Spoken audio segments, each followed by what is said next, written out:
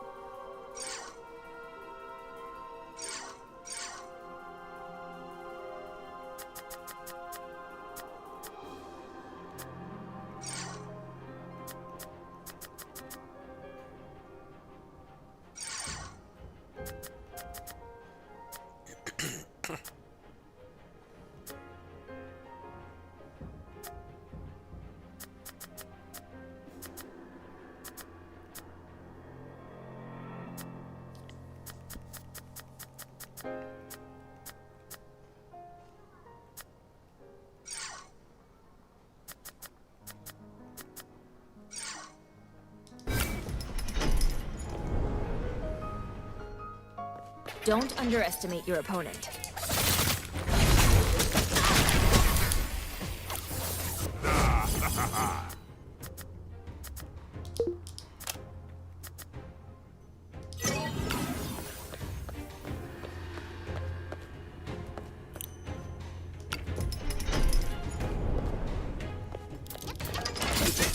It deserved that.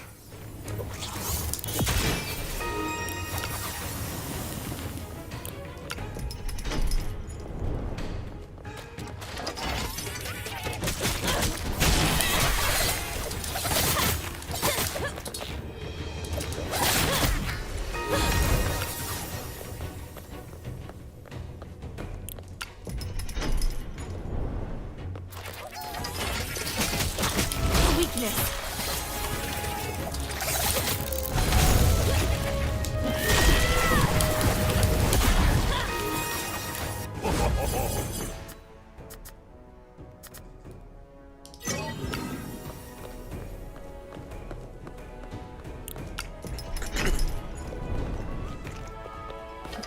Small potatoes.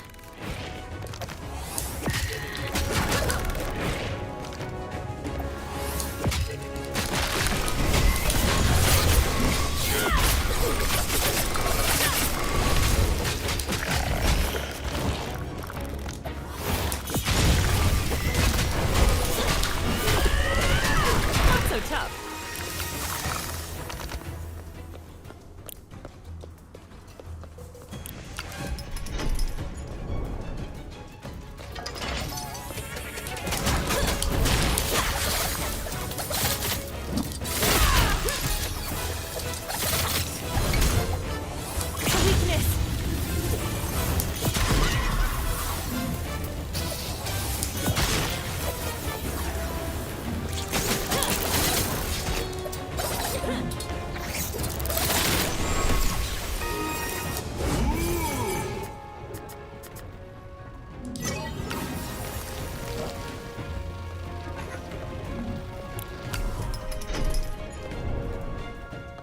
Here we go.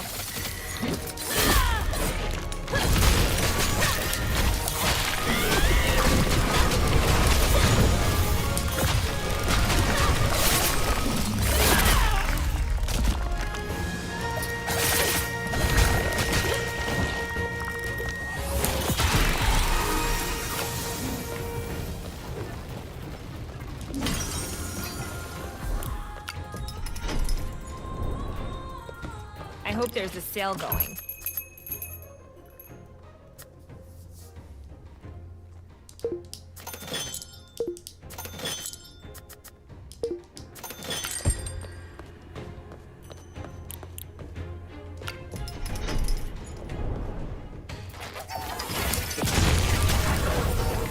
It'll pass.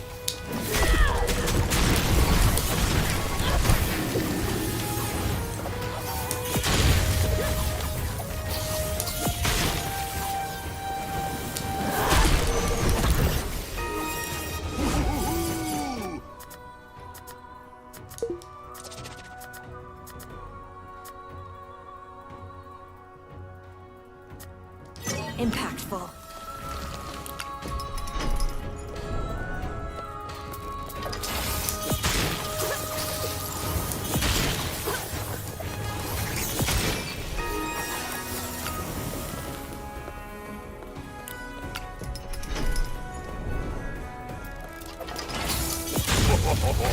Nice.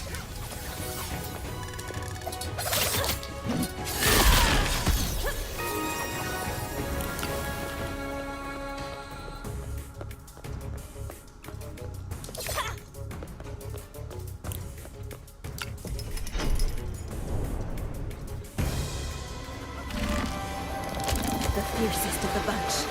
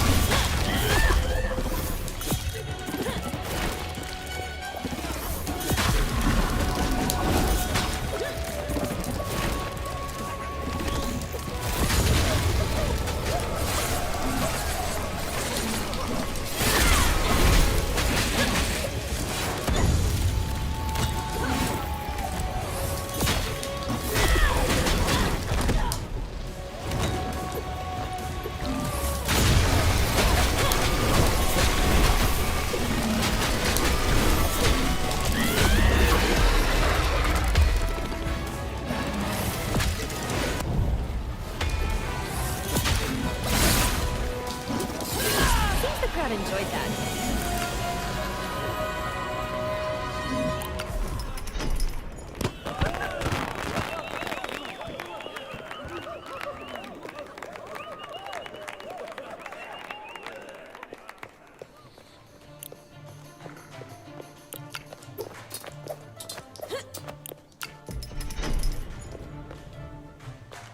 Don't underestimate your opponent.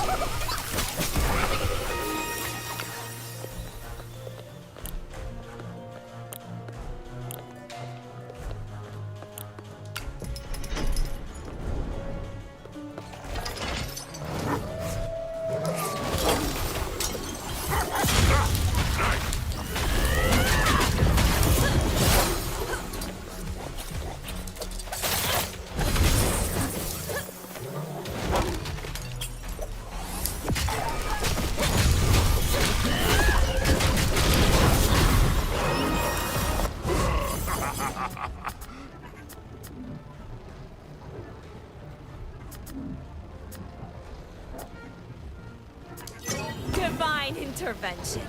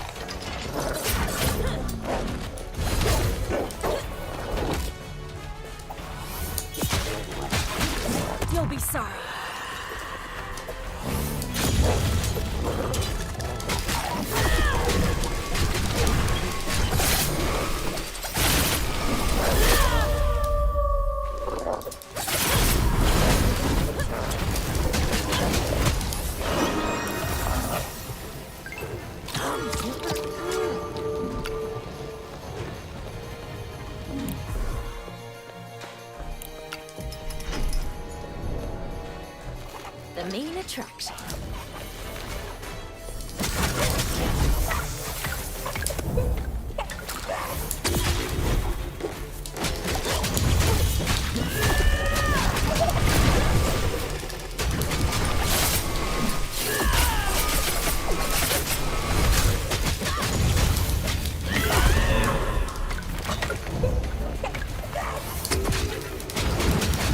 Ooh, nice.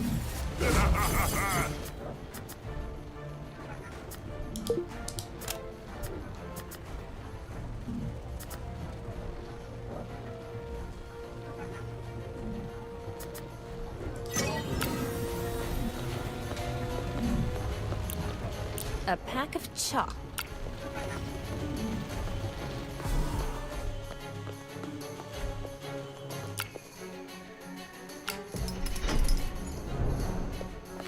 This should do it.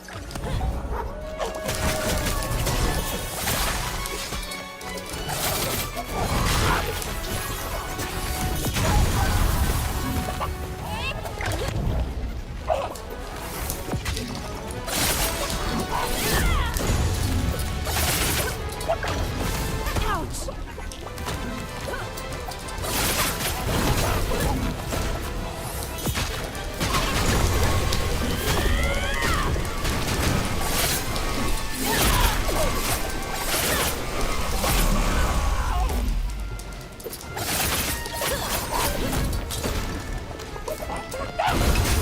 A weakness.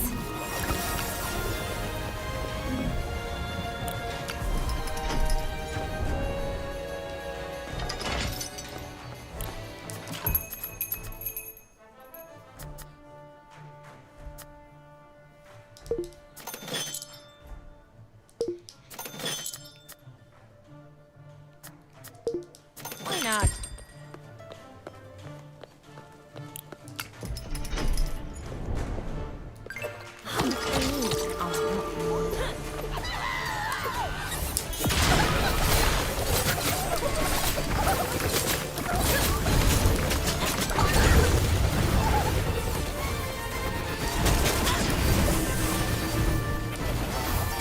They didn't see that coming.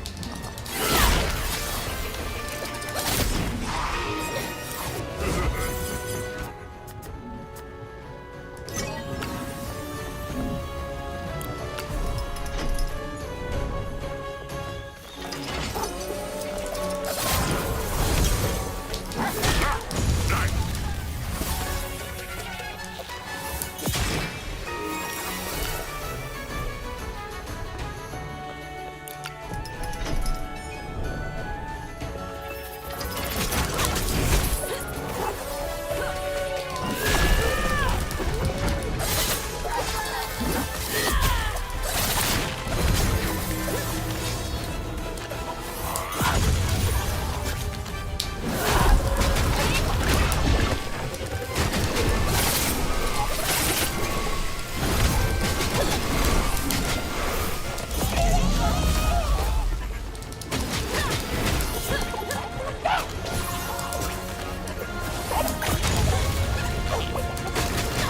Hit it where it hurts.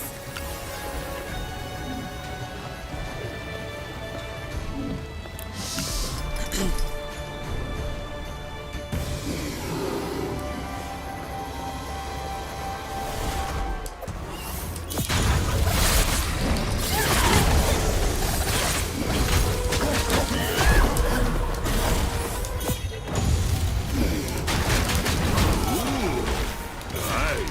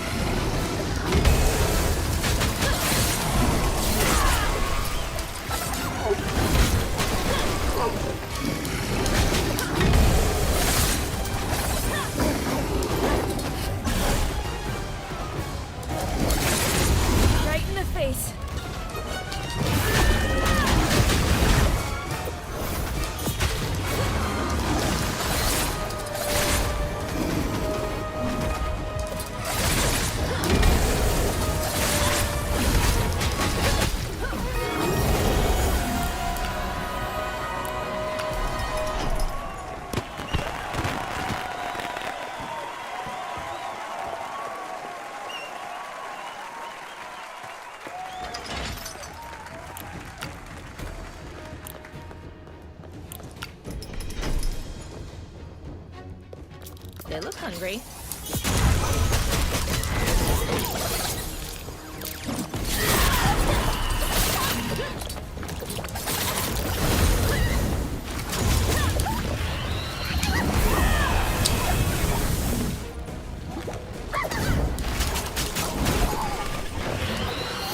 A weakness.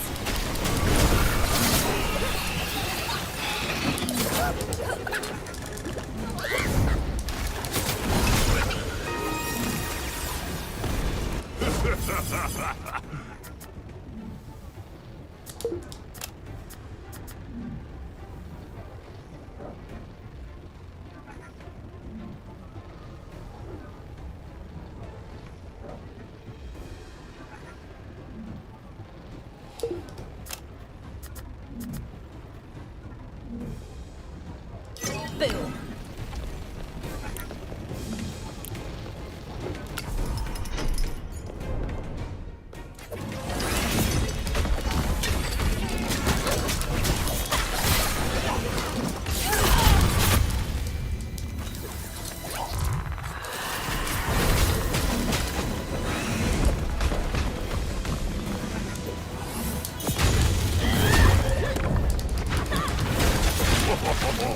Nice.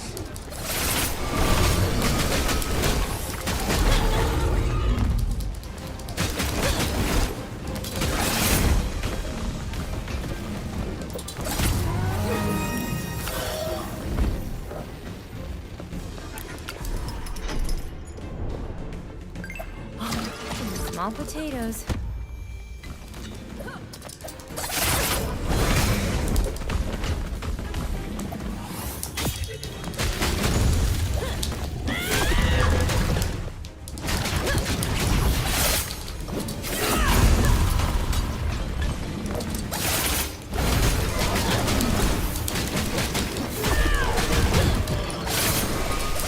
Won't be showing off as much now.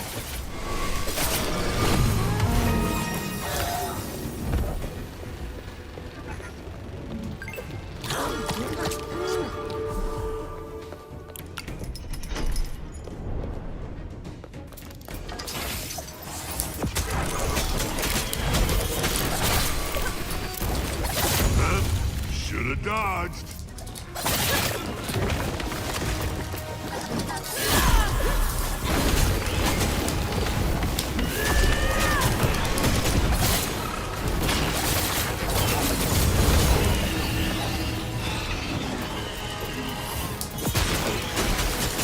You can't stop me.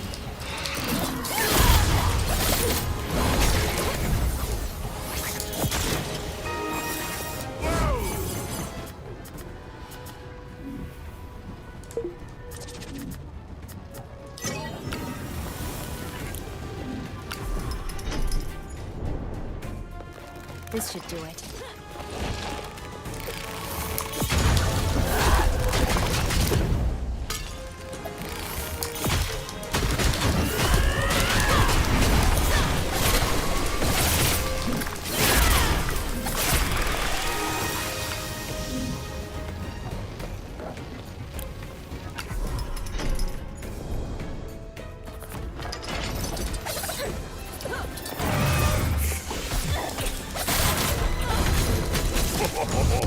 Nice.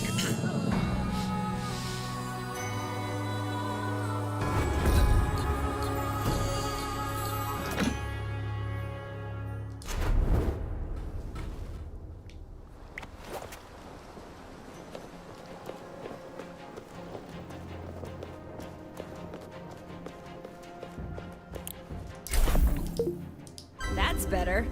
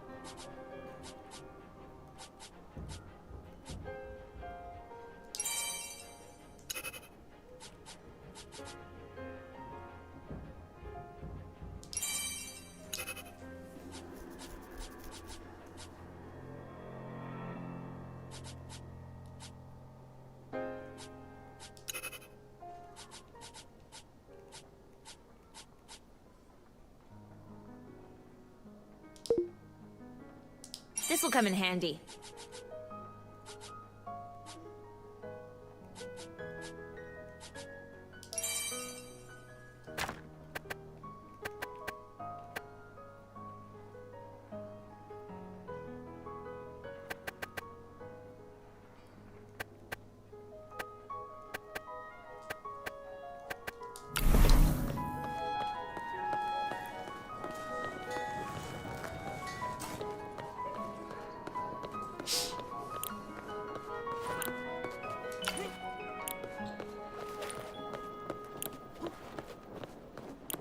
There's only... And we can't ease up on the prestige now. God Yop has been even more... Karn's just see... Sure. His plan... He indulges Yop too much. It's important to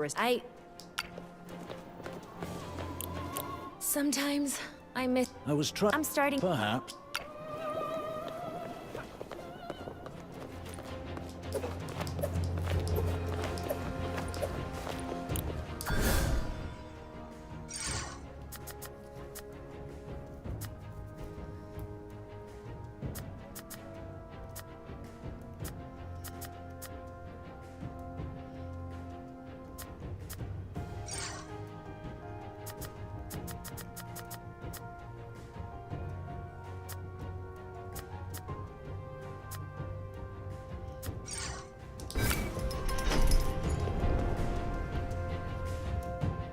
Here we go.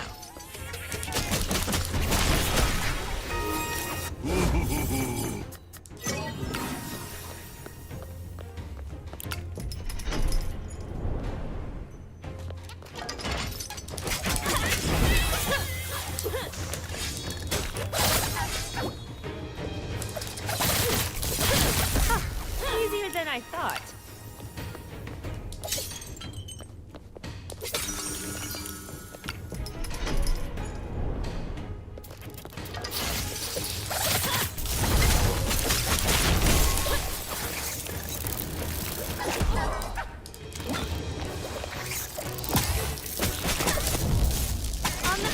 Big guy.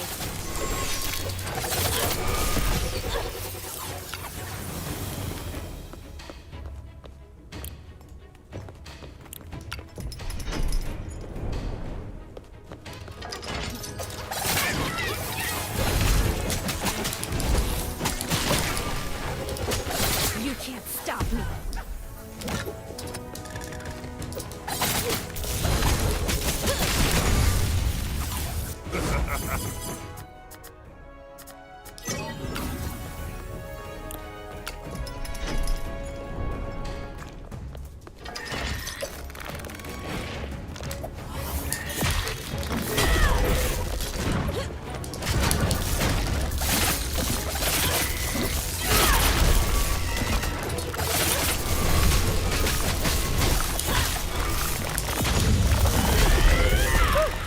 That was a close one.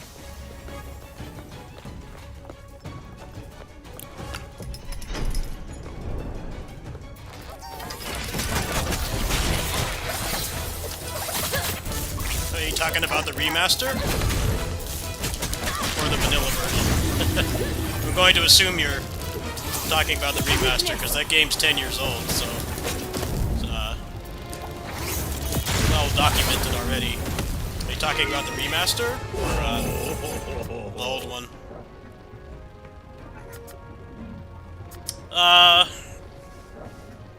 It's not my favorite Tales game. I mean, it's better than Arise.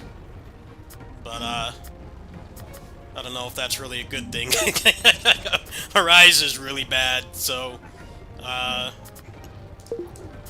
the remaster doesn't really seem like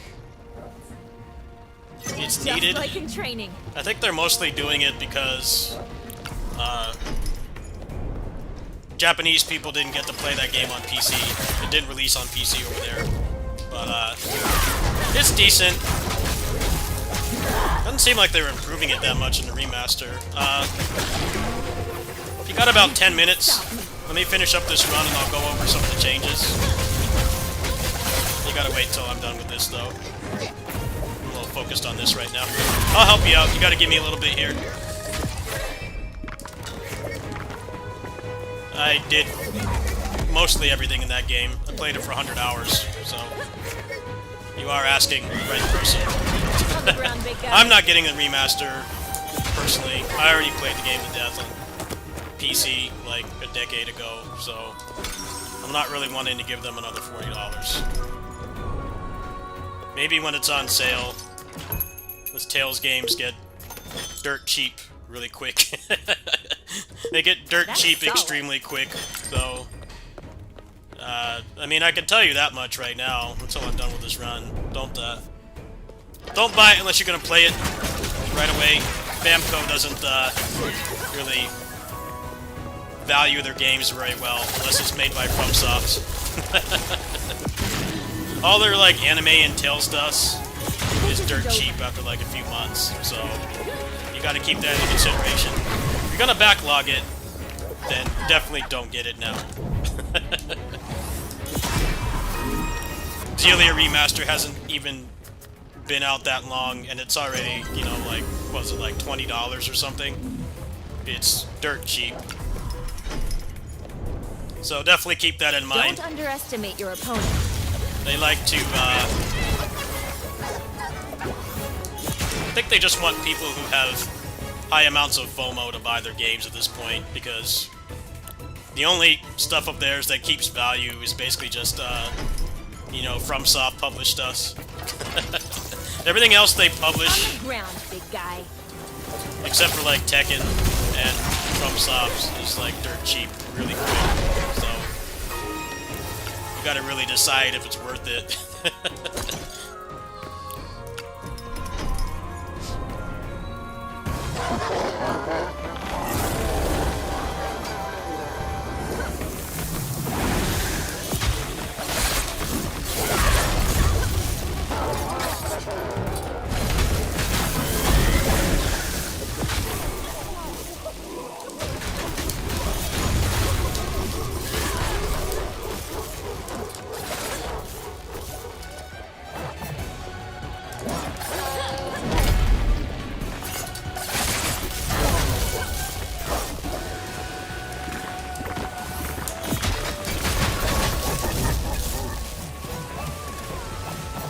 Oh, that's gonna leave a mark.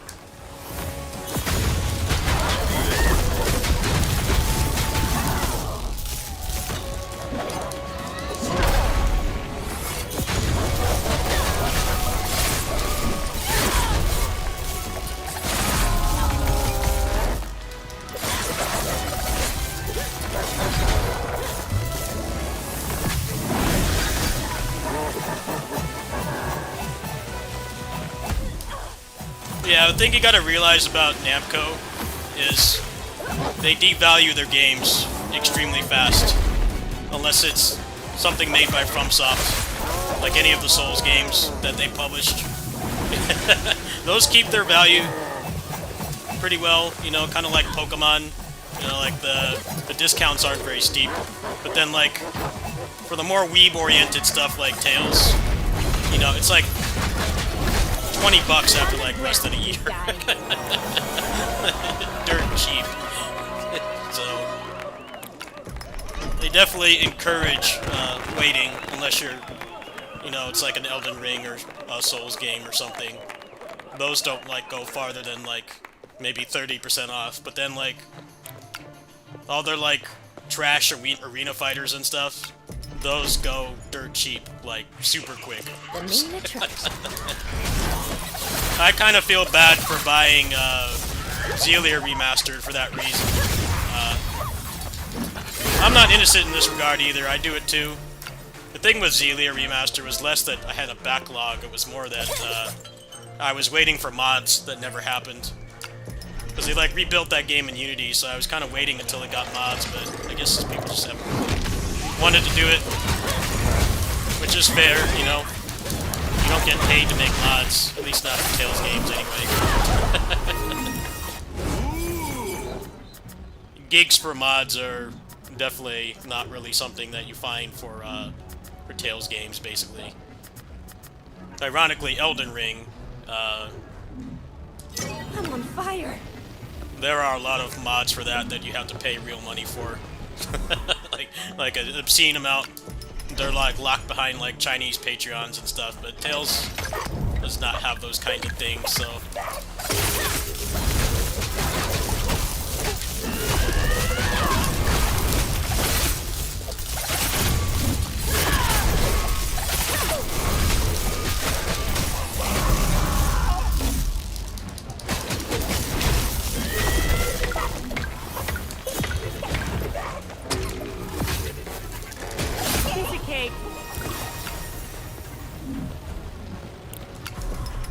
They're a weird company. They, like, some of their games they treat like Pokemon, or like, getting a Pokemon game for under 40 bucks is like this mega deal.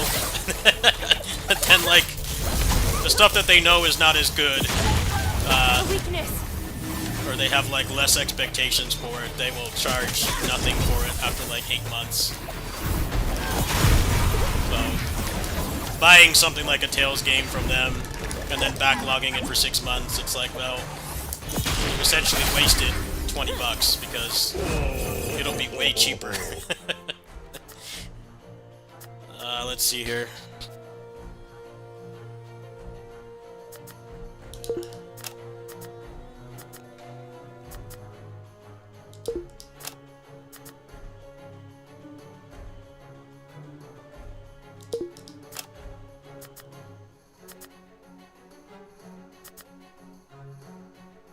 They'll see.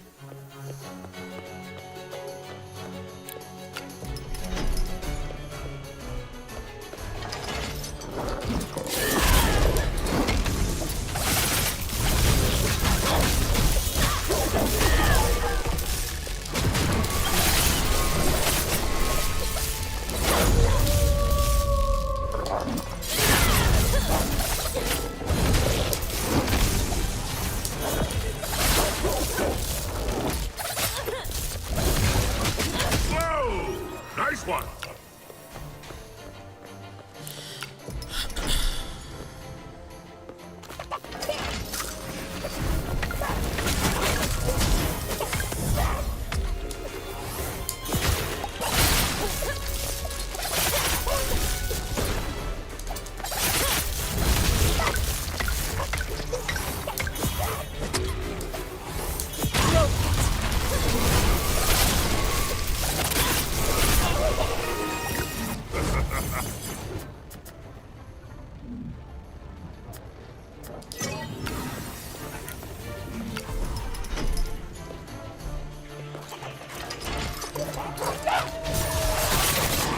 Didn't see that coming.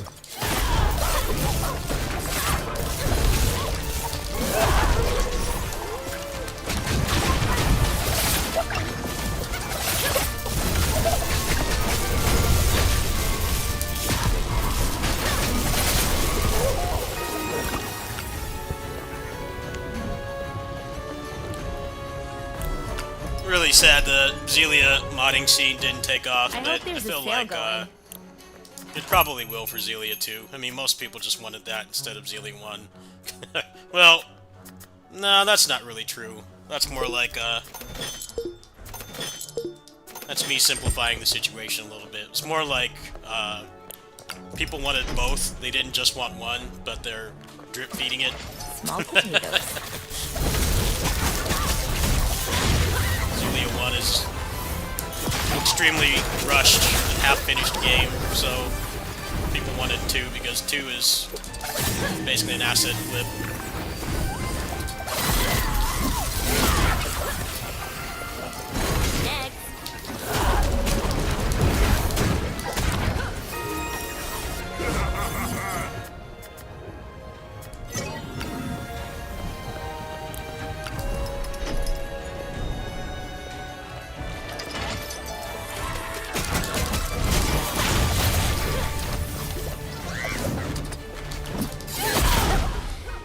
easier than I thought.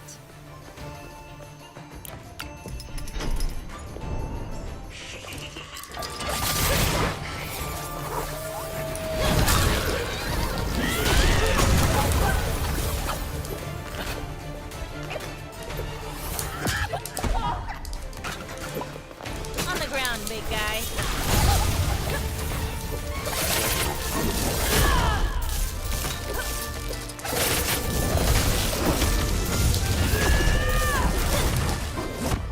How are you still alive? I hate how specials in this game don't have invincibility. It really feels like they should. Some of them are like really long animations and you do it and they just decide to hit you like the moment that you try. That's really one of the things I don't like about this game. There's no reason for it to not be invincible. I can help too. Some of them are really lengthy animations.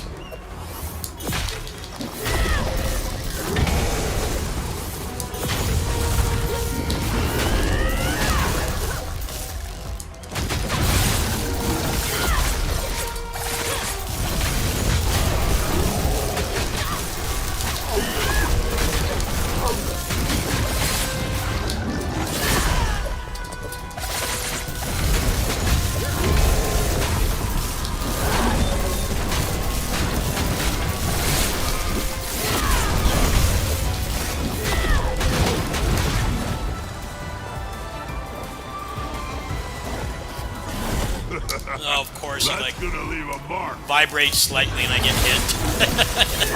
Hitboxes in this game sometimes are questionable.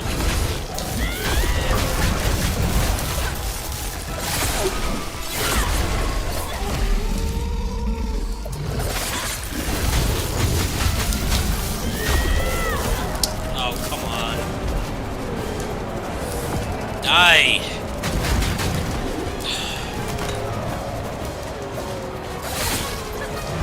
Oh, come on, man. How big is that hitbox?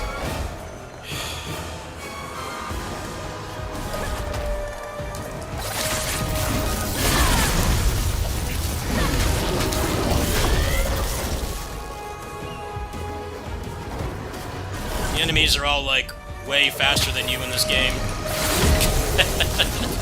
Classic roll slop problem here. Like all Ultra Instinct, your character is sluggish. This game's okay. It's not great.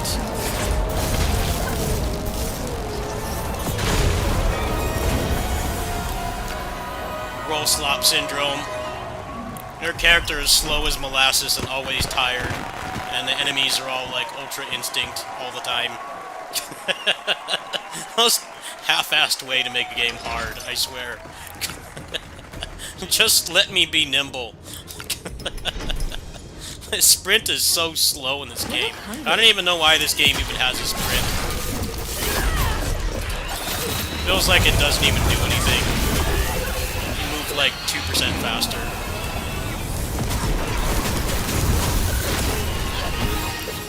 Feels like this game wasn't supposed to like have stamina. That's like something that they added later or something like that. They're like desperate to make it stand out from Hades, but like the marketing does a bad job of conveying why this is not a Hades clone. It's more of a hunting game that's a roguelike than a Hades clone, but at first glance it looks like one. I don't think the marketing does anywhere near a good enough job. He made something actually unique, but it looks like a Hades clone, and that's the first thing that people can see. And people don't seem to really want those anymore. There's been like a million Hades clones. Let's make something unique, but then make it look like, you know,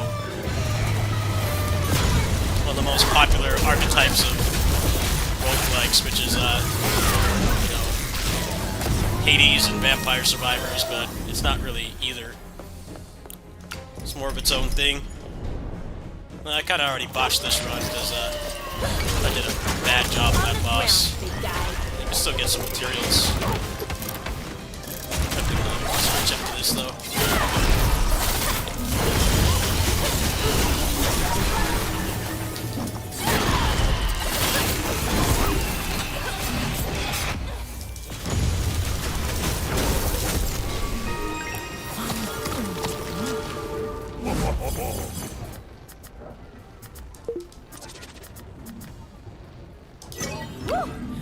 So strong.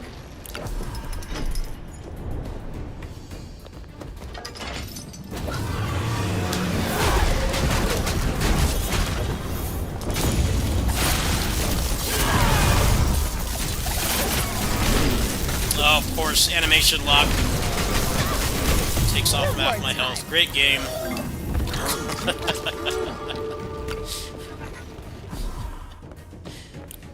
You didn't have to copy the actual roll slop part, which is always being tired.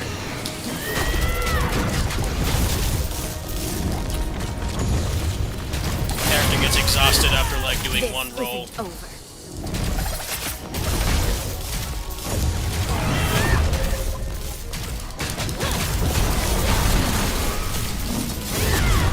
Hello. You're here to watch me botch this run.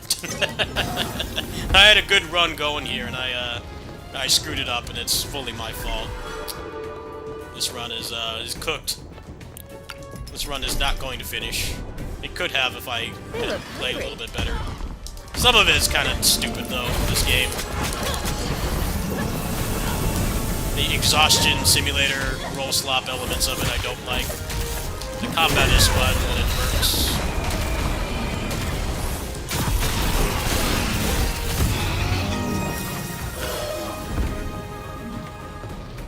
You wanted to ask something about Scott Pilgrim EX.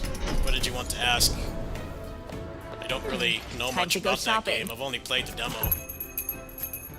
If you're assuming I have a review key, the answer is no. I do not have one. I did not get a review key for Scott Pilgrim. Well, I haven't asked, to be honest with you. What was your question, though?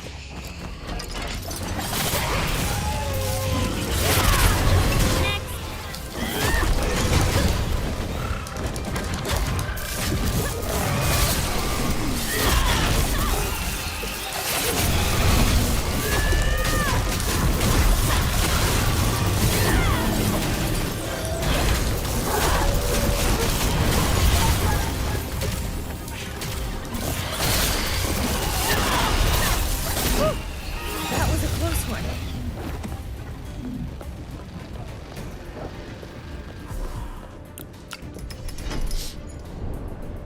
I am kind of interested in that game. I don't know if it's going to be a day one for me.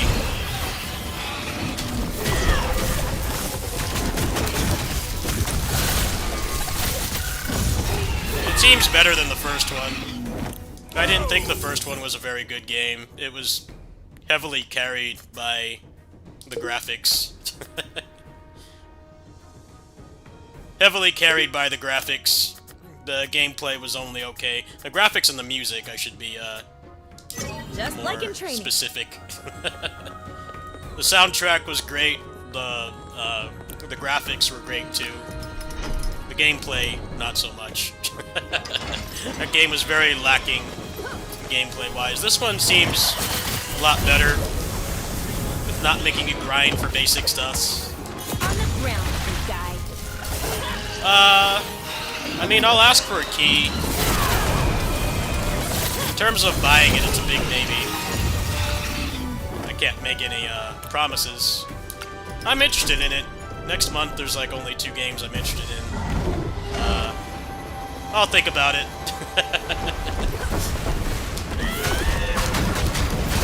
I mean, if I get a key, I'll do it. But if I don't, then I might have to disappoint. Oh.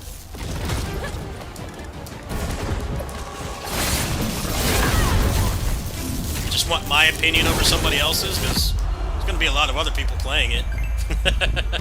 I'm not the only beat-em-up YouTuber out there. Appreciate it. Want my opinion.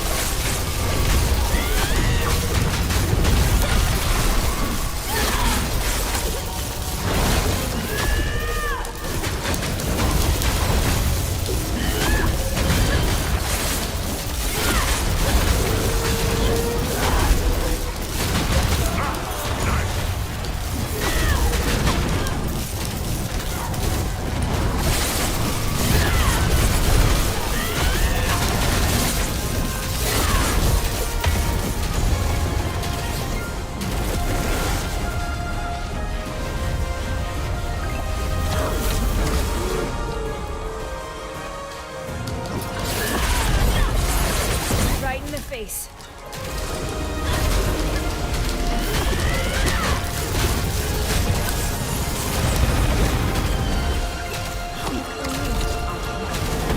Ah, come on!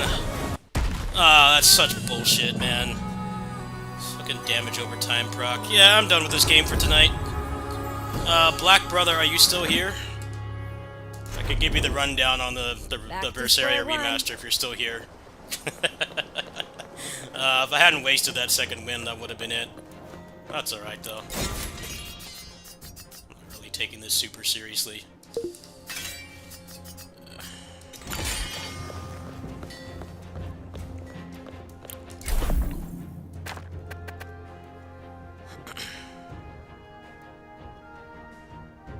Well, thank you.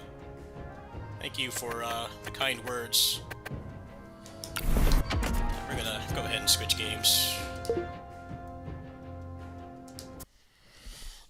Not really looking to be mauling tonight. Well, I mean, there aren't really a lot of people that focus on the types of games I play. Mostly because it doesn't make money. That's one of the reasons. They're niche games, and also they don't really make a lot of money unless you clickbait the shit out of it, or you rage bait people by saying it's the worst game ever made. Stuff like that works, but most of the beat 'em up YouTubers don't do that, which is why they're all my size or smaller. For none of us are large by the current standards. Yeah, so I can see why you want my review. I'll look into it. I thought the demo was okay. It's definitely better than the first one. First one had pretty bad gameplay, to be honest. It's just it looked great and it sounded great. It had great music, but the gameplay sucked. The first, like, hour of that game is basically, the enemies just block constantly, and you can't do, like, more than one punch or kick. Later on, you do kind of curb stomp everything, but it takes a long time to get there. I don't really think that that's good game design. This first Scott Pilgrim leaned too heavily into, you know, it needs to have grinding to appeal to, you know, less hardcore people. But it was at the cost. It was at the cost of the stuff you grinded for was not interesting. It kind of felt like you had to grind for basic moveset. Scott Pilgrim EX's demo available on PlayStation? No, only Steam. It's not available on console for whatever reason. Don't ask me why. It's pretty stupid that it's not, to be honest. It feels like it should be. But it's not.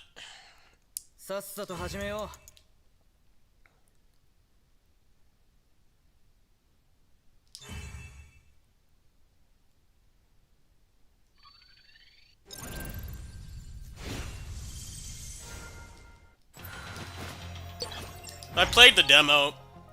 The starting moveset is a lot better, but it also seems like the moveset is kind of small.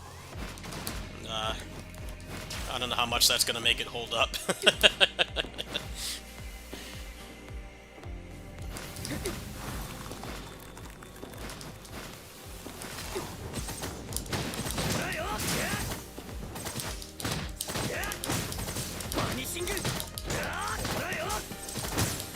How much is it? It's like $30.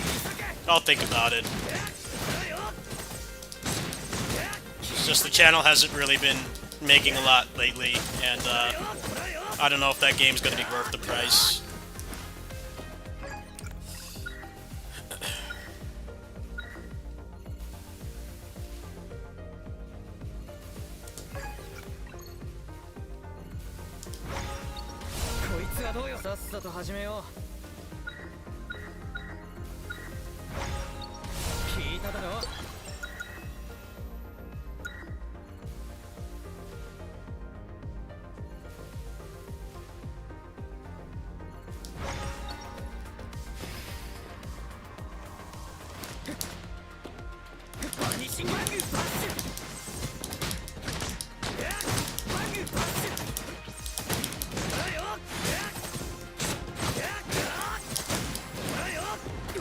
Most of the beat-em-ups coming out have been pretty bad.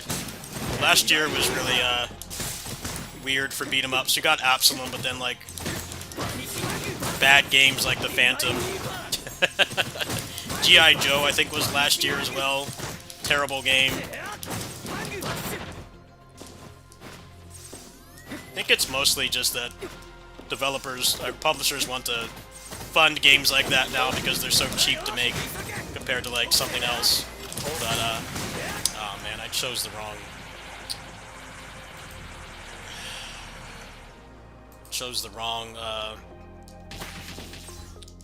Wait, did I? Oh, I didn't. Okay. I think we're good.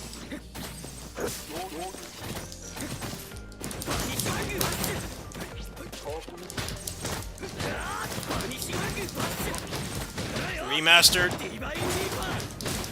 Looks decent, but it's probably gonna run like shit, because it's Unreal Engine. So, I don't know about that one. It's Unreal Engine 5. That fills me. That's a huge red flag. That demo that they showed a couple weeks ago, the game was barely running. I don't know about buying that one. I'll probably get a review key for it, but I kind of lost interest. I don't know why the hell they're making that an Unreal Engine. I think that's probably why it got delayed. They know that that game would have been reamed in the reviews.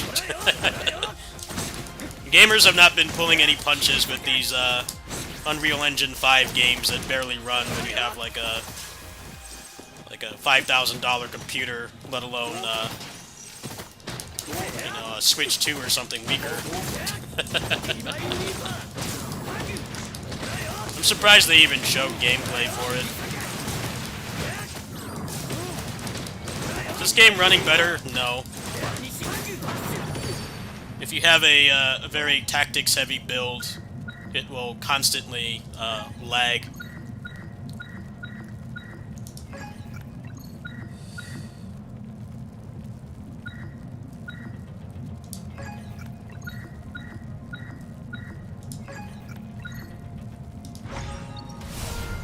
They made the mistake of dropping this update right before Chinese New Year, and the developers of this game are Chinese, so they dropped this and then dipped. Like, immediately after. Now, I'm not saying that they should not be able to celebrate the holidays with their family. I just don't understand the reasoning behind dropping this, like, right before they go on break. Normally, you don't do that, right? Like, you're supposed to drop games when you actually have time to work on them, and not like right before a major holiday. But that is exactly what they did.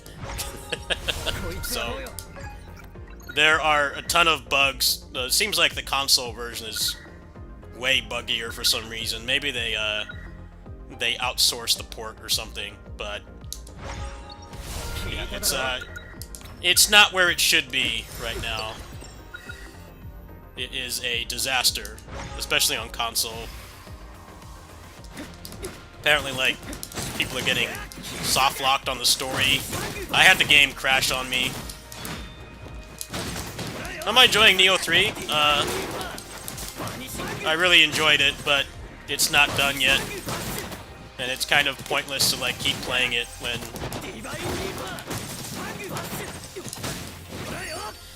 It's kind of pointless to keep playing it when the patch cycle is going to make everything that we're grinding for right now pointless. That's why I really think that they should have pushed to have 2 New Game Pluses in the game to give you more of a reason to play it. And, like, also, a lot of the Divine Gear still drops in the first playthrough, so...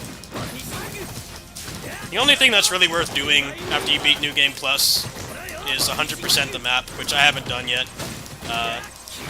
But past that, it's just kind of pointless to keep playing it, and I think that waiting 6 months to do the first update is not great. It was already hard waiting like 3 months for a content drop. Now it's going to be 6. So, yeah, not good.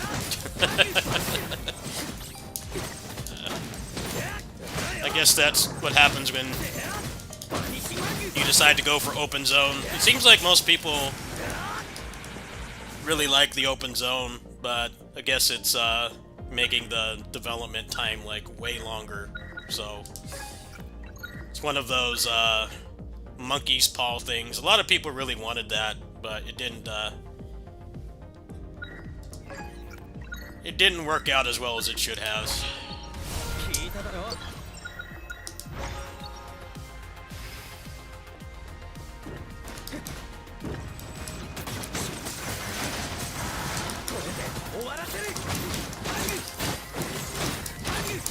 Yeah, Black Beacon also did the same thing, I think, of dropping like the game and then going on break. I'm sure some people are like, they should be working. I'm like, no, they should not be working. They are entitled to, you know, having time off. The problem is, I don't know why you drop a game like that, a major game, and then just dip. That's not what you should do. Should be, drop it well before any kind of major holidays, so that you can do hotfixes and stuff. As far as I can tell, the console version has not gotten any kind of hotfixes, so...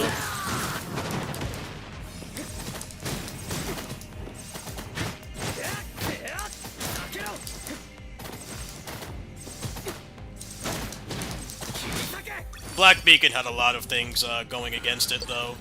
The fact that they didn't have a PC port, they didn't even have controller support. Like, that game had no chance, man. That game had no chance. It was never going to be what they expected it to be, because they didn't make the right choices. Not having controller support for that, a game like that, is ridiculous. I don't know how they expected it to be successful, when literally the game that they're from Kuro Games, right? Kuro Games made PGR. That game had controller support like years ago.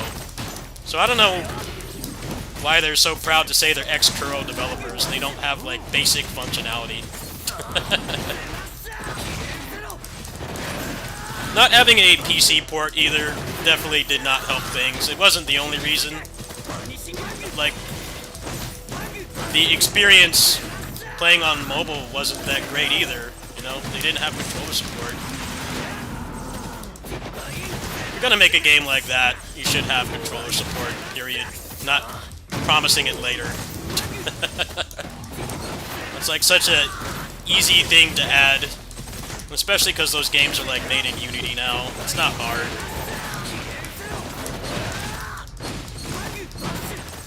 They made no effort to make their game stand up. I heard that the story was quite good, but personally, I don't give a shit about story in gacha games because most of the time, you know, it shuts down. Which is exactly what happened to that game, right? That's 100% what happened to that game.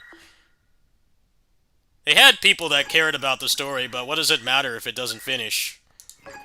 It ended abruptly, because the game, you know, wasn't making money, and they did,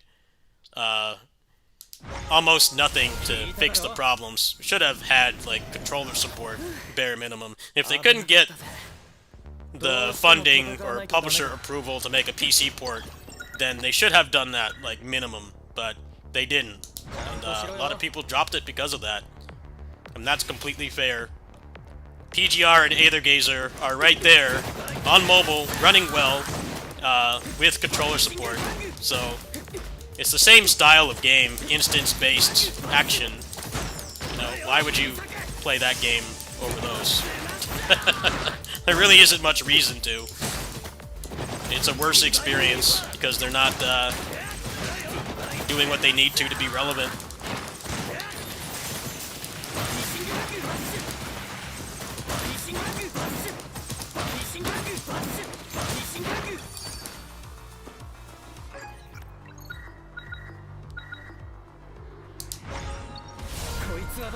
Well, apparently it's still going in China, but from what I heard, they put out a character a while back and she didn't even have voice acting, so they like gave her away for free. And that's definitely a sign of the game dying. She didn't have, like, voice... I don't remember what it was that she had. Like, she was playable. But she didn't have voice acting or something. So, they made it free. That's what I heard. Like, well, that's not really a sign of a game you should be spending your time on. I don't think it's magically doing a lot better in China, especially in the...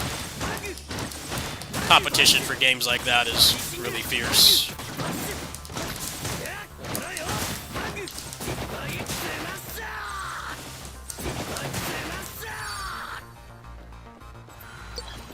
Already got established games like PGR that aren't predatory and have controller support and a native PC port. I mean, it's even on Steam now, so why would you play back Black Beacon over that? They're not really making it easy for people to switch.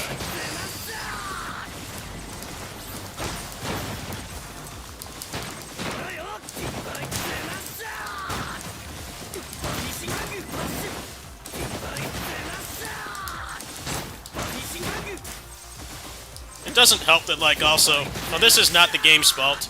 This is more of the market changing, but... instance-based gachas are kind of considered old-fashioned now. All the new ones coming out are open world, which is exactly why I only play like 2 gachas right now. I play PGR and Aether Gazer because they are not open world.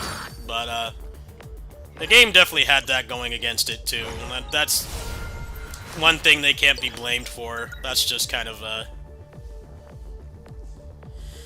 change of market. Oh, you're not wrong in that criticism. That's 100% true.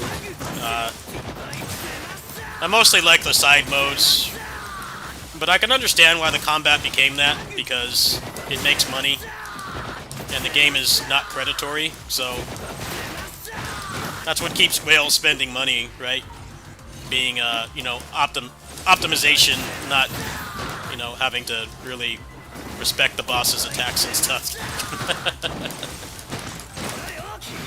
Aether Gazer is a lot less heavy-handed with the power creep. Some people say that the game is too easy. It's like, well, I'll take it being too easy over, you know, crazy power creep, which is kind of what PGR is like. And Aether Gazer, you don't really need the new character unless you really like them. You can get by with like the generic supports and stuff. Still clear all content. It's also low income friendly, which I am. Why else would I have a donation link if I was rich? So I like that aspect of both games. I can actually play them and be competitive and not be like a rich rage bait content creator.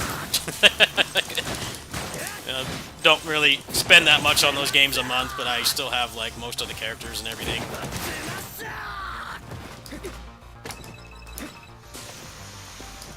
Gacha games going open world is why they got more predatory, if you ask me. Those games cost so much to maintain versus something like PGR or Aether Gazer or even the DMC gacha.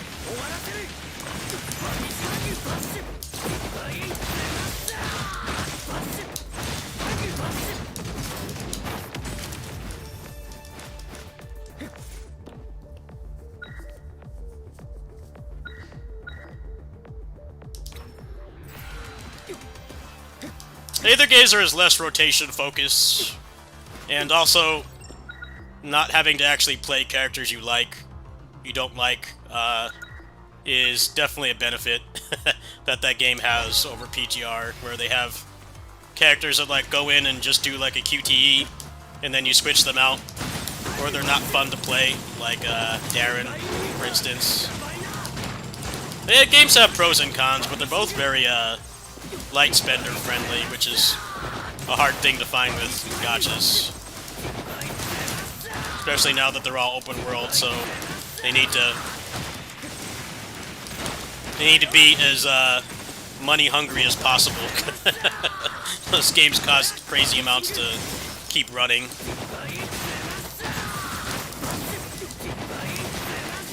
Peak of Combat doesn't make that much money, but it's still going strong. Well, I don't know about going strong, but it's still going. Probably because it costs like nothing to make. They also don't like update that game anywhere near as frequently as their competition, meaning PGR and Aether Gazer. New characters are not as frequent, so I guess that helps. They've also burnt through like all the stuff that they recycled from 1.0, so I guess that's making it take longer. First couple of characters for that game were almost entirely recycled from 1.0. That game had really large movesets. We kind of just split them into different versions of Dante and Virgil.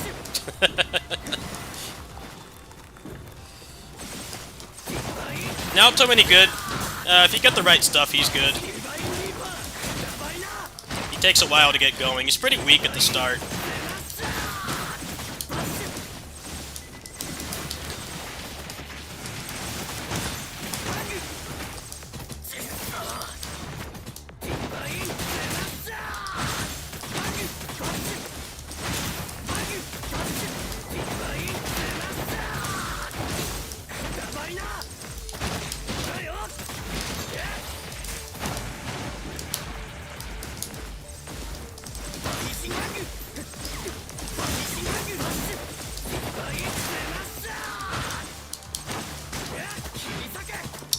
Sake.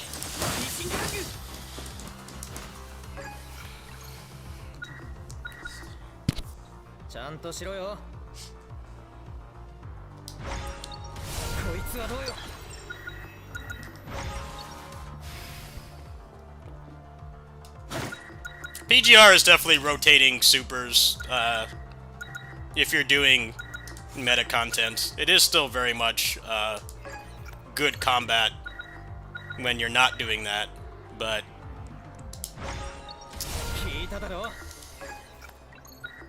the problem is all the relevant content forces you to play that way. You really don't have a choice. If you're not doing that, then you're not playing efficiently, and if you're not playing efficiently, you're getting less rewards. But, like I said, I'm personally cool with it. People complain about it a lot, but they don't really realize that that's how the game makes money.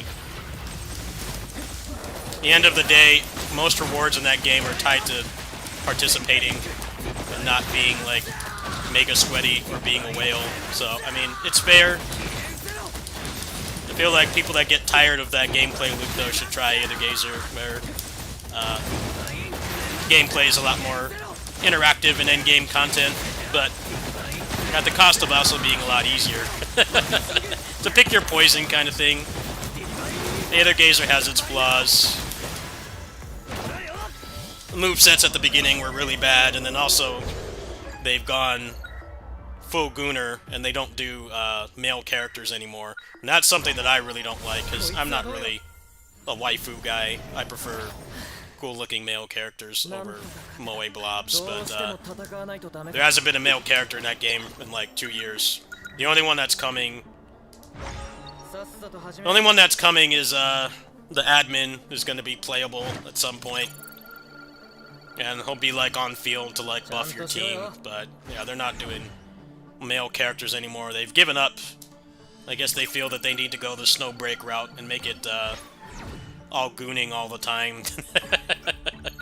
Which I really don't care for. I'm not a fan of that at all. I like when the roster is more balanced and the characters actually look like they can fight instead of being like little lollies and stuff. That stuff makes me very uncomfortable, so We'll see.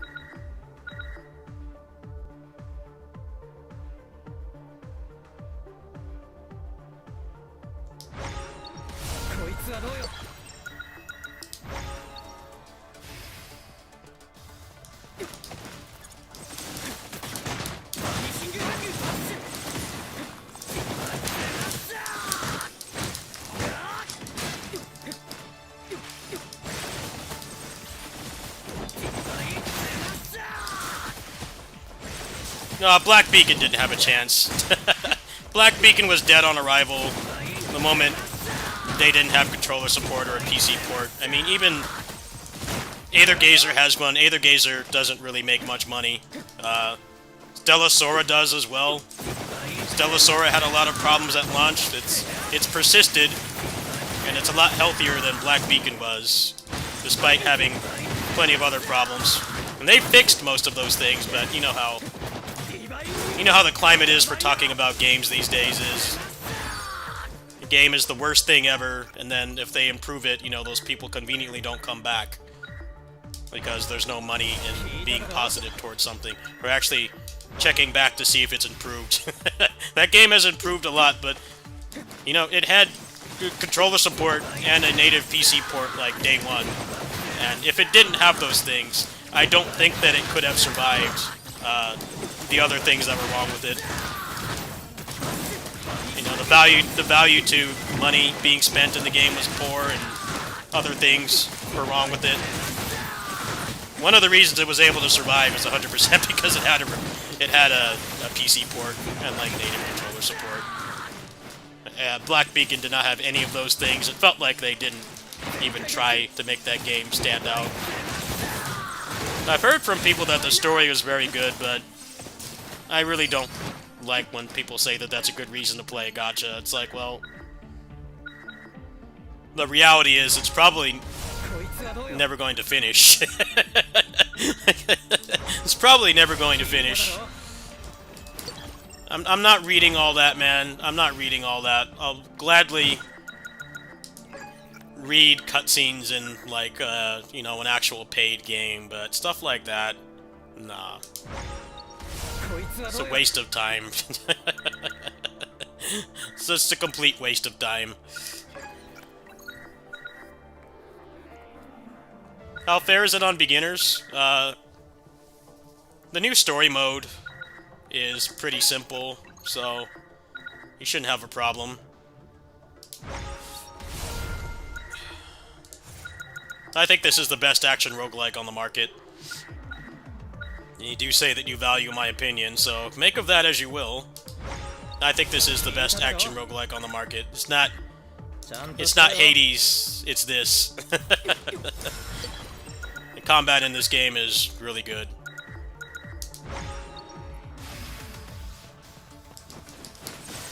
I have like 10 times the hours on this than Hades 2.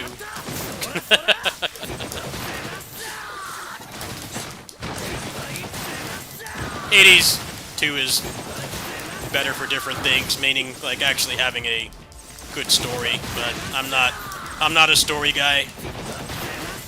I've been gaming since the late 80s, so I don't really prioritize those things when I look for a game. I'm looking for gameplay first and foremost. Although, I've heard good things about the new story for this. The story in this before was really dumb, because it had, like, nothing to do with BlazBlue. It was just, Newgrounds Flash game robots talking, and it had nothing to do with BlazBlue. And now that's not a problem. Now it's actually canon to Blaze Blue lore for people who care about those kinds of things. Actually, I don't even really know if Hades 2 did the story better, because people hated the ending so much that they went back and changed it, so I think that's kind of revisionist history, me saying that. People despise the ending in that game, and they like partially fixed it, but for a game that prides itself in its story, I don't think that's something you should have to fix. It should be better from the jump. Gameplay-wise, I just don't like that game as much as this, though. It's way more up my alley.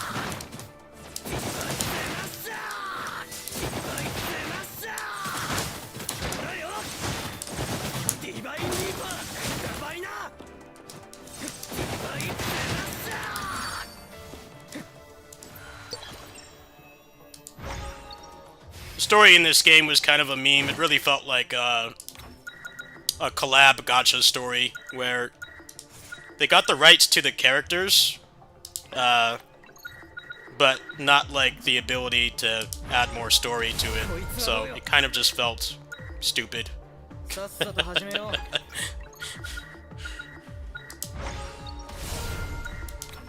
It definitely had, why am I reading this energy?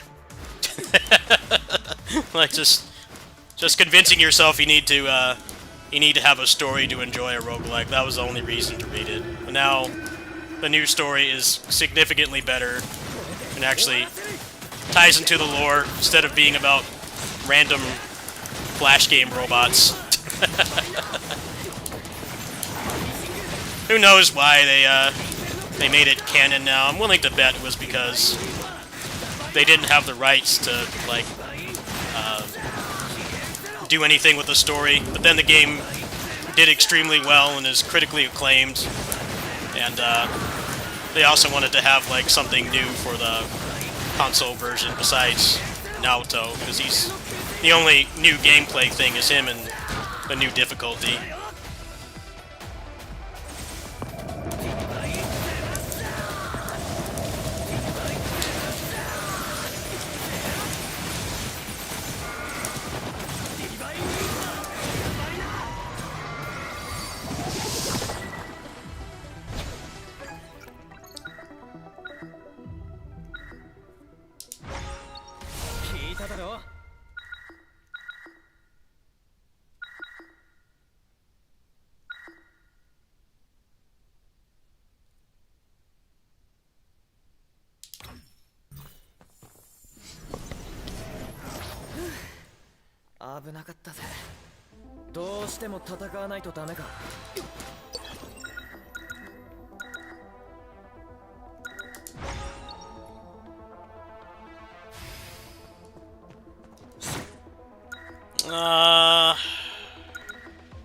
I don't really want any of these. I'll take this. Oh, that gave me, like 2 tactics, so that was definitely worth it. Oh, and I could just get it back right here. Perfect. Alright, that was 4D chess right there. 4D chess. Big plays. That was worth sacrificing the other rooms.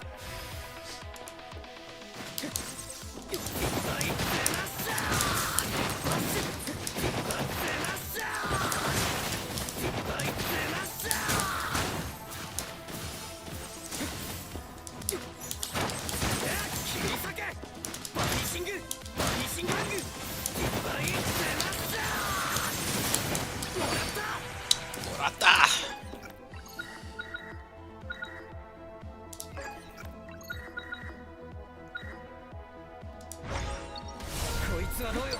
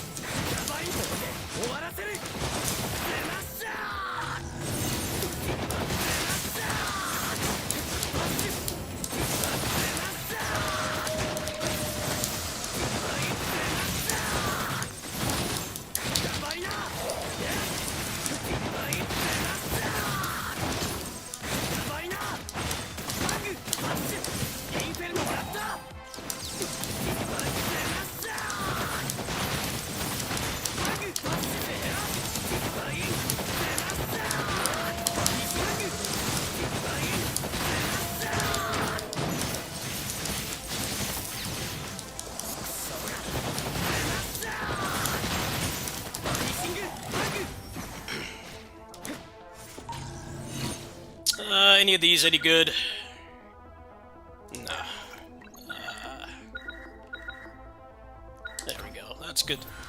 That's a good choice.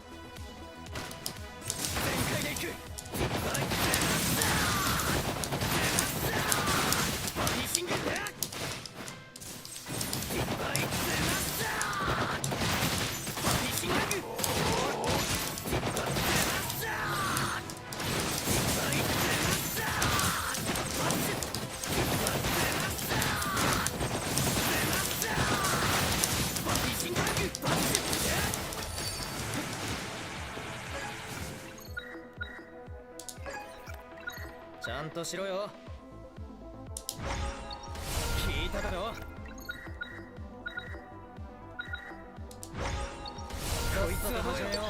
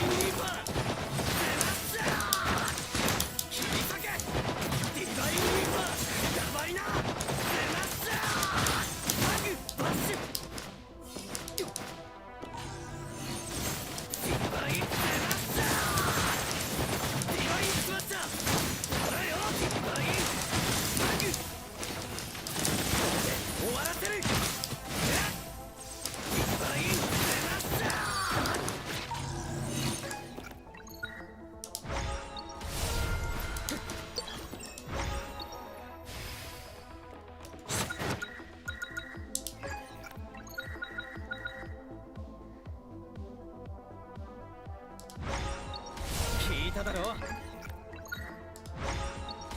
いつはどうよ。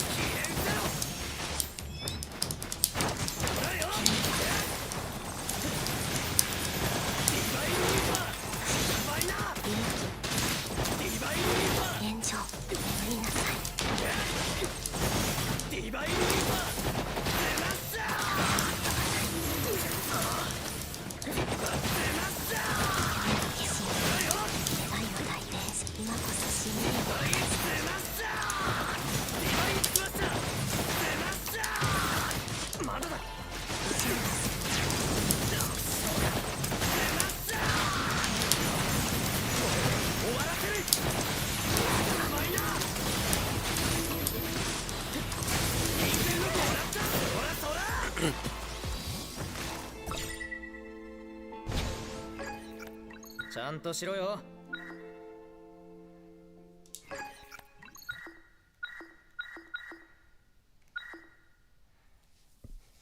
こいつはどうよ。さっさと始めよう。なんとか勝てたな。どうしても戦わないとダメか。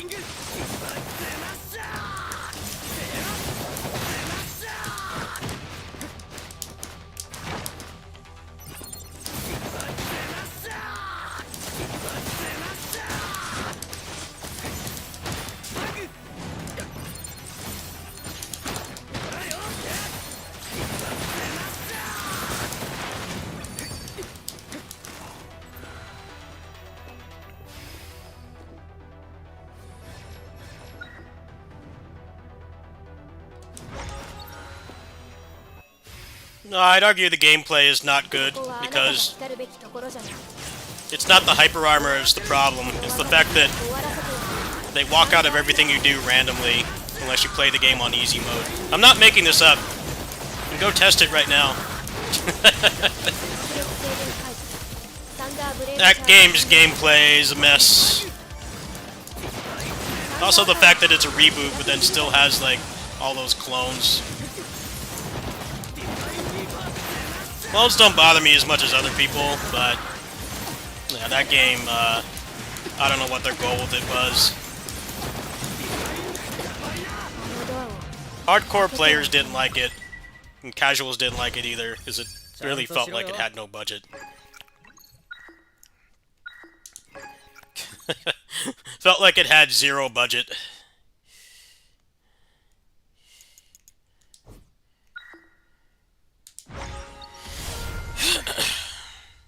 It had 15 weapons and like 40 characters, which is just stupid.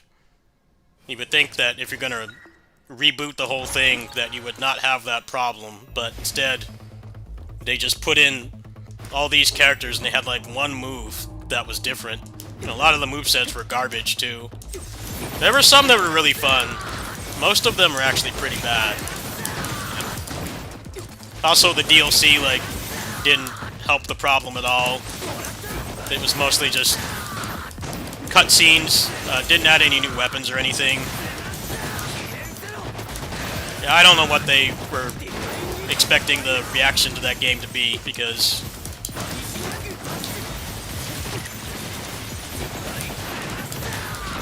I don't know why they didn't take a hint from Basara. It's like, you want to reboot it to avoid the baggage of having such a massive roster, then you make major cuts and completely change the combat, because it's a lot easier to do that when you only got to do it for like 15 characters instead of, 40, right? But they didn't do that. That's the problem. It literally was, we're gonna copy Capcom's homework but do it wrong.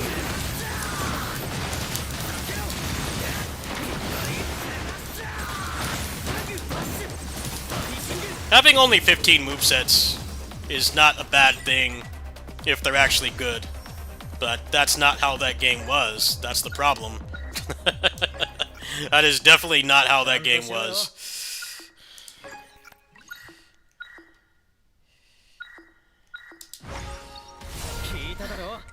They had 15 movesets, most of them sucked. And then you also had to use those not great movesets among 40 characters, instead of having it just be the ones that are story relevant.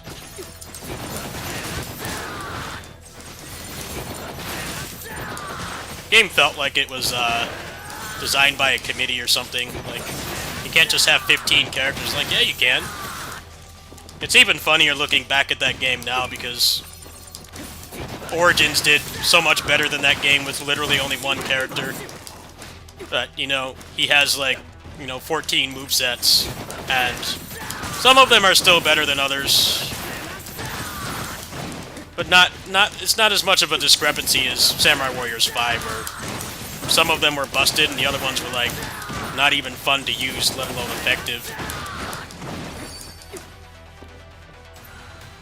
It did have a great art style. I actually really liked a lot of the redesigns of the characters. I thought that they were really fun. Helped it stand out. I thought Twink Ieyasu was a lot more interesting than the basic one, even though the old one was probably more realistic. I liked Hideyoshi's redesign as well. It was cool to see the characters younger and look different.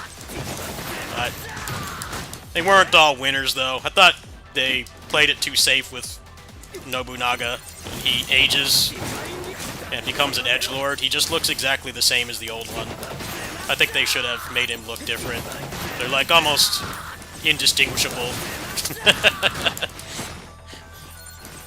I actually really liked his young design, but then when they do the time skip, I think the Mitsuhide time skip design was way better than Nobunaga, because they actually took risks with him. He's supposed to be like a Bishonen, right? So making him look visibly older is not something that I expected them to do. It was cool that they did it.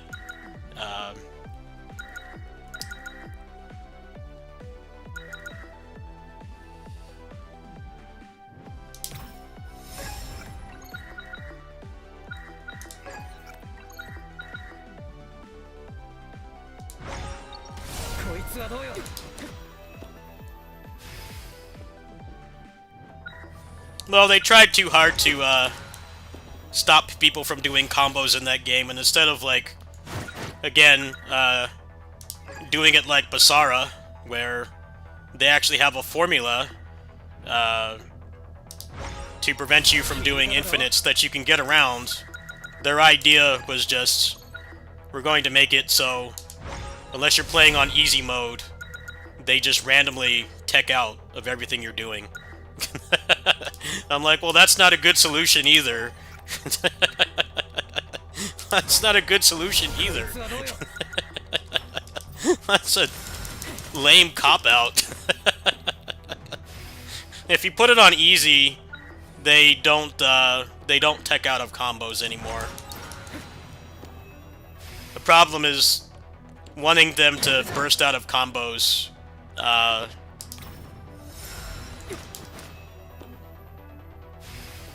Wanting them to burst out of combos, but not actually making a formula for it, so it's just RNG, which is stupid. It should not be that. It should be an actual formula.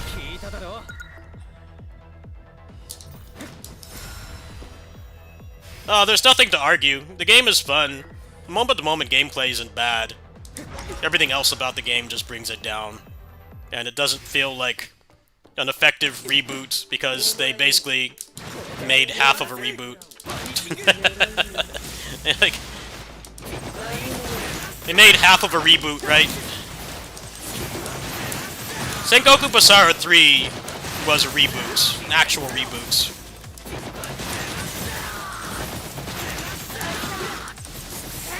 It's like, you know, okay, we're not going to have the whole roster anymore.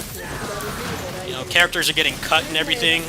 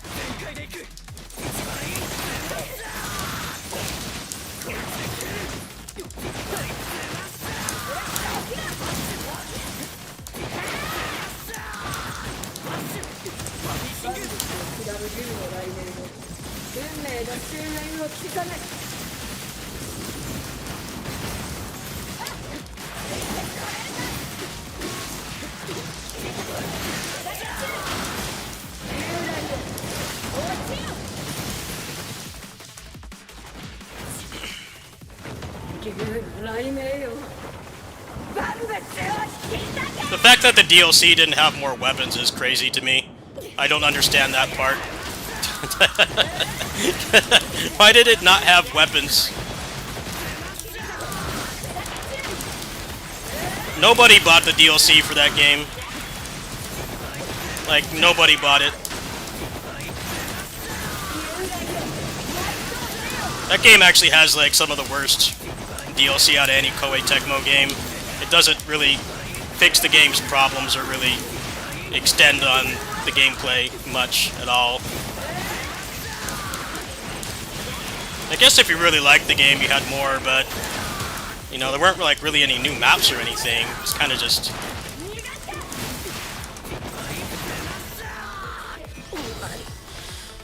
the same maps with, like, a different voice-acted still image cutscene.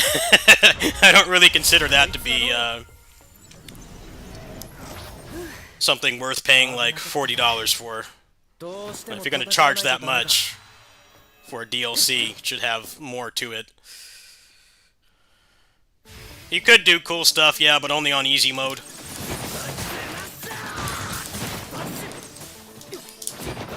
Koei doesn't know how to prevent people from doing combos in an engaging way. They would rather just have it be random. That's their idea of a challenge, is making it random instead of it being like an actual formula. Which is interesting, because fighting games have been doing that for decades now. You know, there's a limit to how much you can do, and there's ways to get around it if you're good. And you practice and stuff, and you learn the systems. But in their games, it's either you just combo everything to death, and there's no formula, or it's just random when they get out, which doesn't really feel good either. I think Origins was kind of a good compromise. It's not really a combo game, but the hit stun and the rules are consistent. No randomly getting out. Definitely one of their better attempts at having combos and stuff and having it actually be balanced instead of they specifically watch like people like me play their games and think that most people play it that way, which is objectively false. Subjectively false. The stuff that I do and other like stylish Muso gamers do is not at all what normal people do on those games, but they felt like they needed to specifically target people like me who like to just show what you can do in the games, but you know, you don't have to do it, which is a good thing.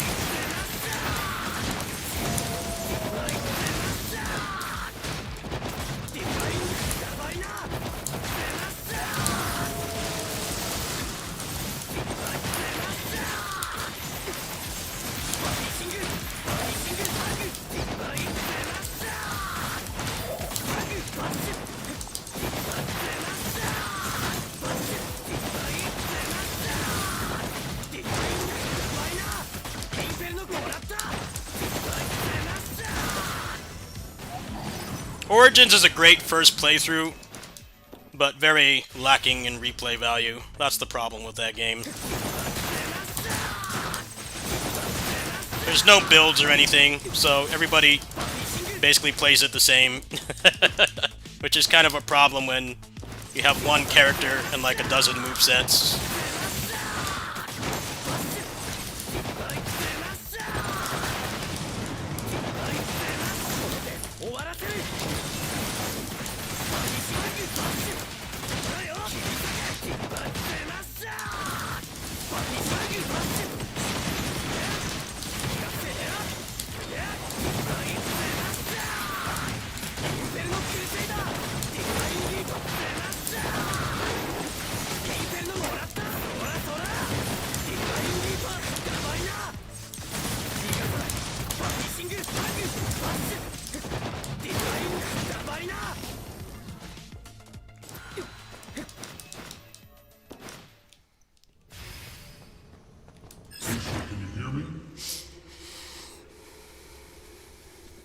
just detected a massive data surge within Yeah, and the it seems like such a waste, because, you know, most people don't do those things. It goes the other way as well. People complain when the game is easier, and it's like, well, you know, they have metrics that tell them what's worth doing and what isn't. For instance, Wo Long was like this, right? Wo Long, had that boss at the beginning, the intro boss. I actually thought that that boss was really good. I thought he was a great boss, and essentially, if you could beat that boss, then you could do everything that was in the game. But they nerfed it, and people complained, and it's like, well, you gotta think of it this way. They do things like that for a reason, right? The reason is they can tell that people are, like, refunding the game and leaving bad reviews because they can't get past the boss. Did the boss need to get nerfed? No. I thought he was a great intro boss, but also, I understand it's a business decision. If people are getting filtered by the intro boss and refunding and leaving a bad review, you kind of have to nerf it, right? And people don't often understand that. They think about it from the lens of being an experienced gamer with a high frustration threshold instead of, like, an average person getting stuck on the intro boss for an hour is not going to want to keep playing it. I mean, that's pretty normal. The boss only took me like 10-15 minutes to beat, but, you know, I had played every Team Ninja action RPG up to that point. Like, I'm not the norm, I'm the exception. And people complained so much when they nerfed it. I'm like, sometimes you gotta look at it from the lens of a normal person, not somebody that's mega sweaty on these games. They had every reason to nerf it.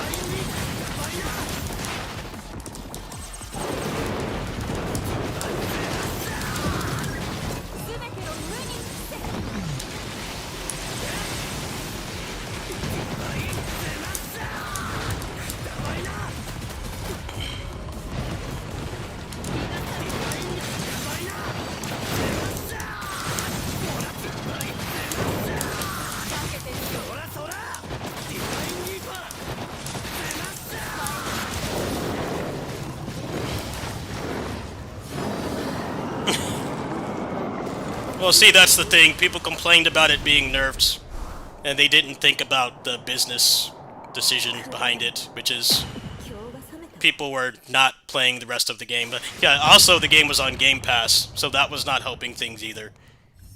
And they nerfed it and they made it, like, a lot easier. But,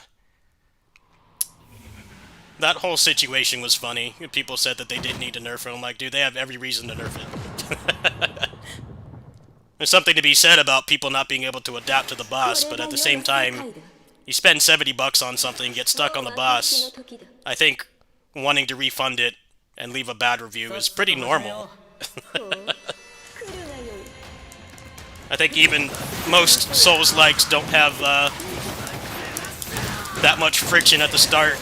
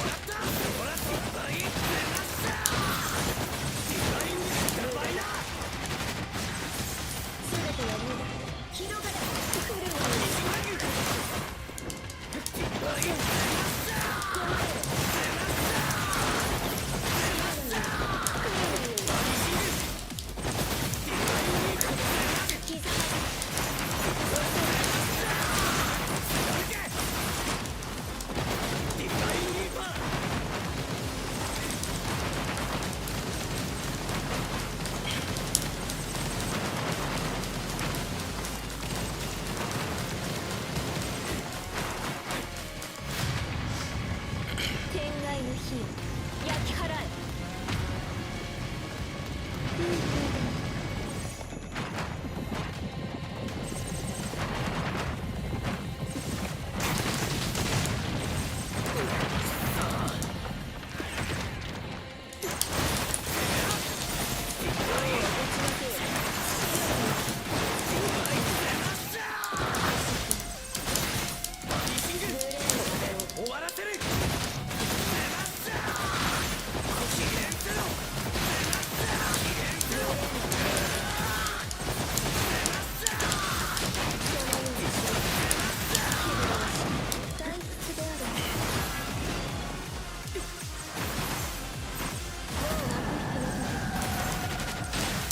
歌方の夢と知る。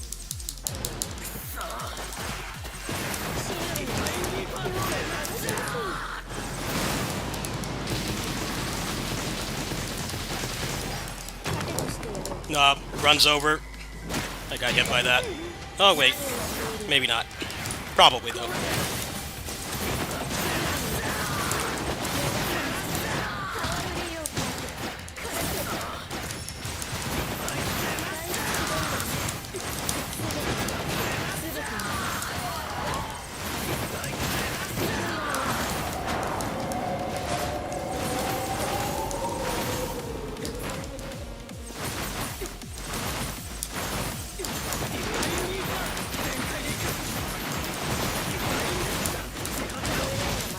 Oh, never mind, I finished. GG's. It's my first clear. Nice. Thank you for your assistance. My apologies. Even with my... I can confirm this area. In any case, Full clear. I will assist you. 危なかったぜ。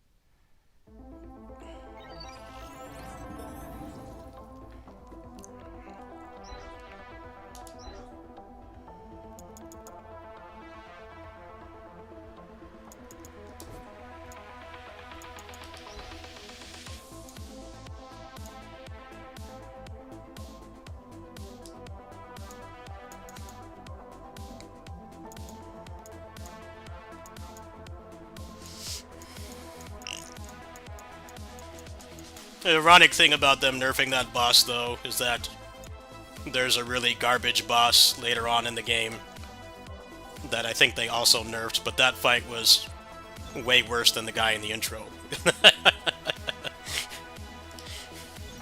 The big cow demon, that boss fight was terrible. It was one of their worst gimmick bosses they've ever done. He basically can't see what he's doing because he's too big and the camera's not designed for big monsters. It's also just, like, not fun to fight, has too much health. I think that they should have nerfed that boss. I don't remember if they did. They might have. I don't really remember.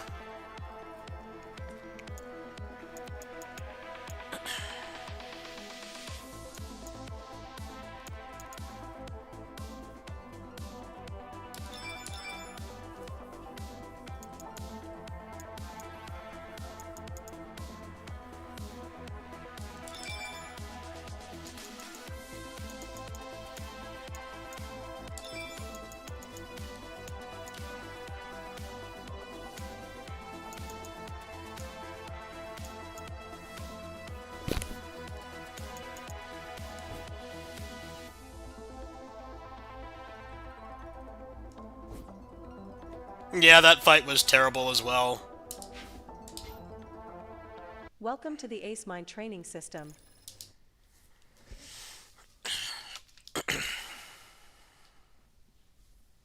Although that's mostly just because status effects really suck in video games. They work fine. Well, they suck in action games. They're fine in turn-based games. But that fight is, like, It might as well, everything he does might as well just kill you in one hit, because you get all the status ailment procs, and then you can barely even play the game. It wasn't very fun.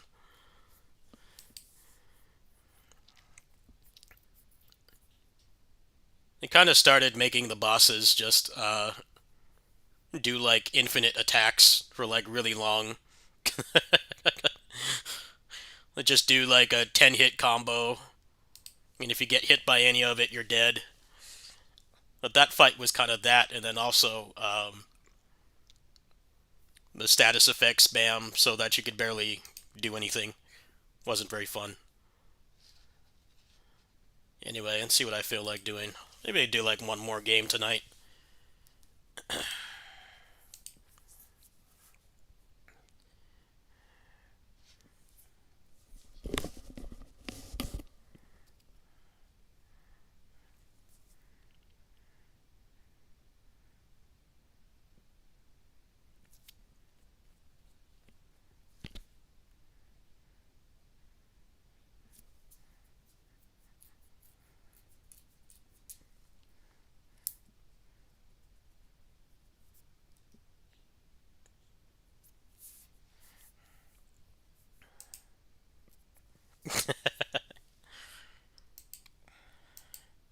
Well, nerfing bosses in games like that, people always complain.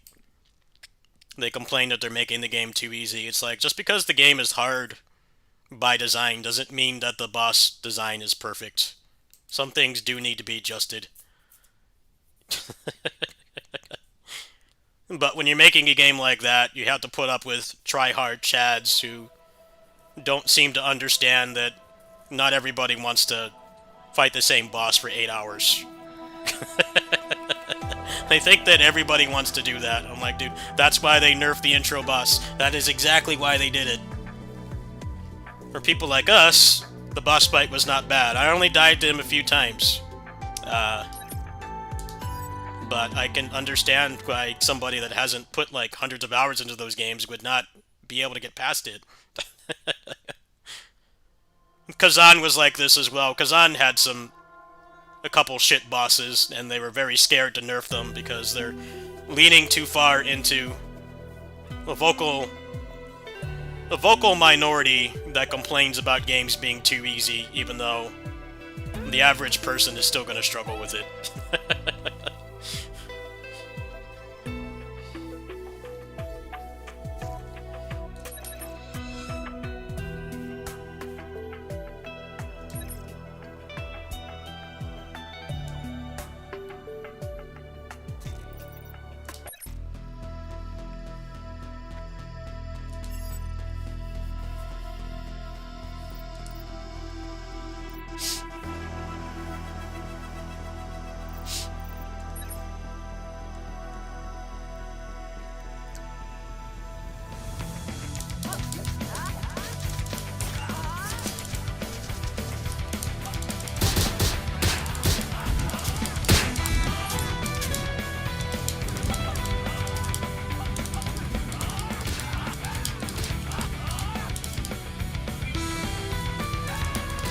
Well, that whole thing is basically people unable to understand that people have different skill levels. Also, the difficulty in that game is not at all normal, where essentially the game is as hard as you want to make it, right? If you go and fully clear every map, of course the game is going to be easy. If you skip most content, it's going to be a lot harder, but a lot of Souls fans are not able to understand that normal people don't have the same skill level as them, and that nerfs happen not because of hardcore people, they happen because of normal people. They collect our data for a reason. Video game companies collecting our data is legit a good thing in some cases, at least with games like that, because it tells them, like, like 10% of the people that are fighting this boss have died like 60 times to it on average or something like that. That tells them that they need to nerf it. But it's very hard for people who play hardcore games to think about anyone but themselves. The game definitely does have some difficulty spikes. I don't know where this idea came from that it's easy. I really don't know where that came from. It's like, look, if you put like hundreds of hours into the games, of course you're going to have an easier time. What about somebody that's playing it because, you know, it had like 30,000 players on Steam on the first day? How is that so hard to understand, man? People forget that they also struggled with things like that, but they let their ego get the best of them, and they think like, oh, these people are bad at the game. Yeah, maybe they are, but you weren't great at everything when you were born either. Like, you can be a natural at something, but you still have to practice a lot, and people forget that they went through a learning phase too of anything, not just games, but anything. I don't envy people trying to make difficult games. Balancing them is hard enough as it is. And then you have people constantly telling people they're terrible people because they can't get past the boss in a video game. It's just the worst of both worlds. Like, oh, I did this first try. I'm like, yeah, you did. Do you unable to accept that like maybe other people can't do it? Have you seen me try to play a first-person shooter? Or like aim in Neo? I can't do it, man. I'm terrible at those kinds of games.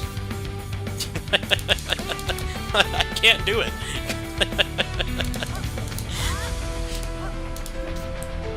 It's not the game's fault that I'm having a problem with it, but that's also like why the Neo Team Ninja games don't really have a focus on ranged combat. Because they likely know that most people that play those kinds of games don't like first-person shooters. Anyway, what do we got here? I'm gonna go for Bullet B.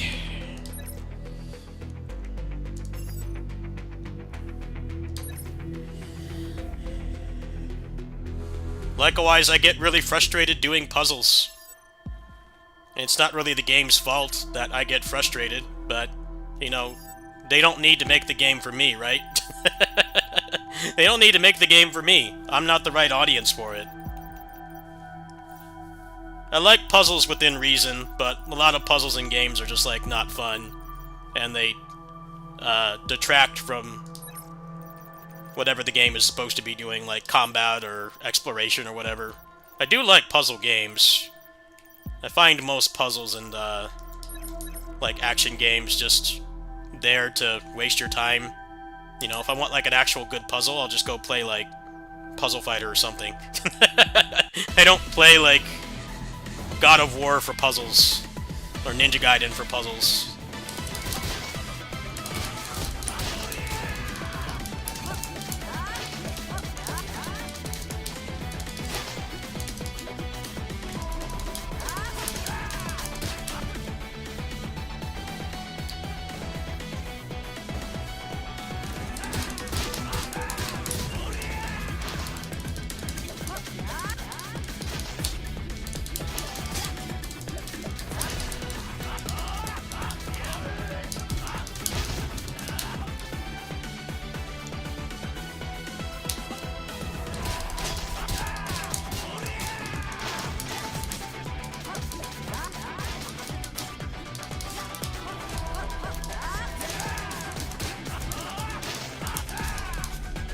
Oh, no damage. Nice. Good fight. Let's see here. I'm gonna go ahead and re-roll.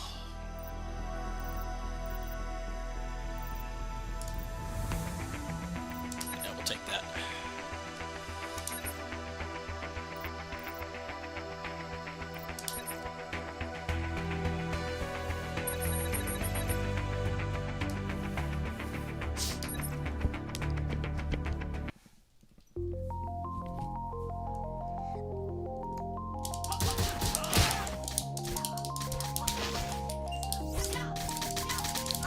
Going back on this topic, there was somebody that made a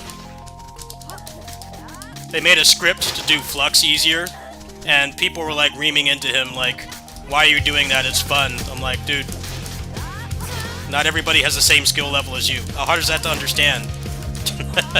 Especially because doing Flux and Neo is really hard on the hands. I can understand somebody not wanting to ruin their hand health to do advanced technique in a video game. And he got downvoted like crazy. Like, dude, this guy is not doing anything wrong. This is not a competitive game. It's not a competitive game. If somebody wants to run the macro, then go ahead. It's not like running a macro in like Tekken or something. I wish people could stop being so selfish in the video game world and only think of themselves. Just because they can do something easy doesn't mean that other people can. Games have to grow and not be on the same old-ass people like me, depending on them for sales. I'm all for things changing if, you know, the overall depth is not compromised, and I think Neo did a pretty good job of that, despite Ninja Style feeling both busted and neutered in some ways. But could have been done a lot worse than it was, for sure.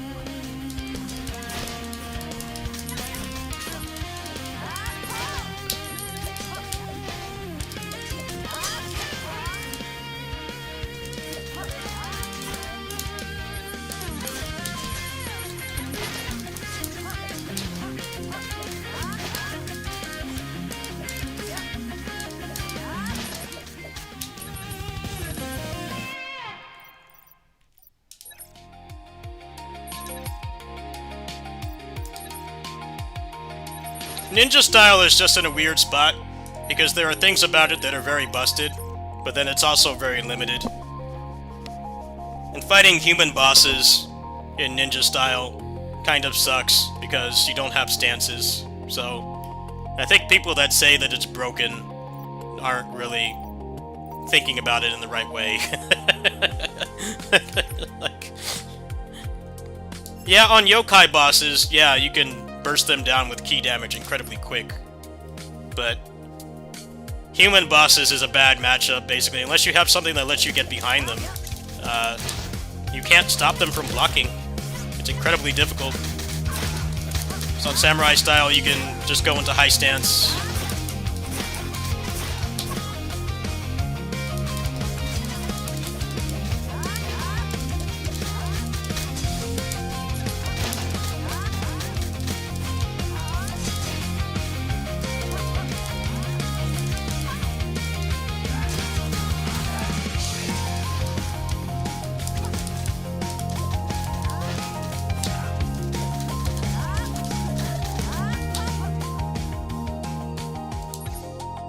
It's both weaker and stronger. It's not one or the other. It's somewhat balanced. I think they did a pretty good job making it so you don't just... If you stay in Ninja all the time, you're kind of handicapping yourself. They did intend for you to use both. As much as the marketing said you can just use one, not really, in my opinion. Not with the way the human bosses got buffed in that game, where they have a ton of hyper armor and, you know, you don't have stances, so it greatly limits how you approach those enemies. And you can just go into Samurai Style and burst them down quicker because you can go into high stance. If anything, Ninja Style needs to be buffed slightly in terms of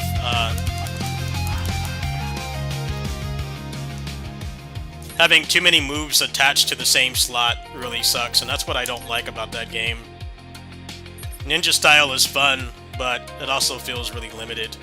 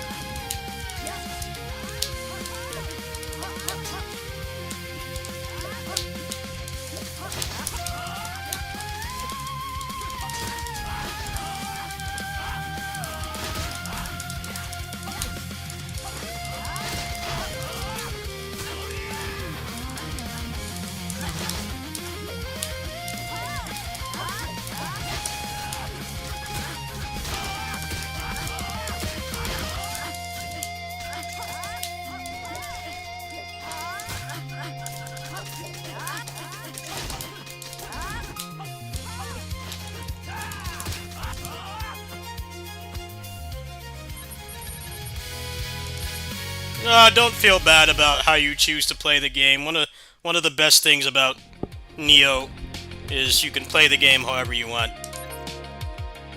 Yes, you can do crazy combos and no damage everything and constantly weapon switch, but nothing in the game forces you to do that. You have a lot of freedom on how you want to approach the game. So, don't feel bad. That stuff's there if you want to do it. Don't feel like you have to do it. And everybody that started with that game, with Neo 1, was not doing that crazy stuff the moment that they started playing it. None of them were. I wasn't.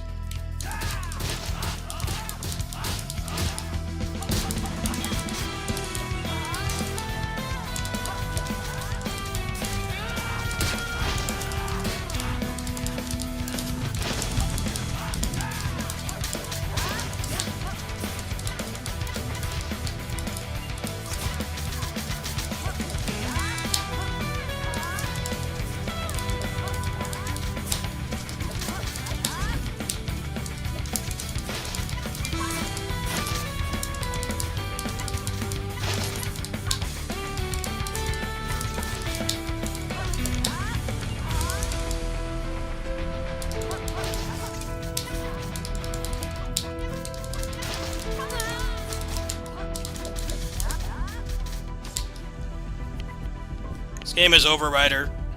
It's one of my favorite roguelikes. It's in early access.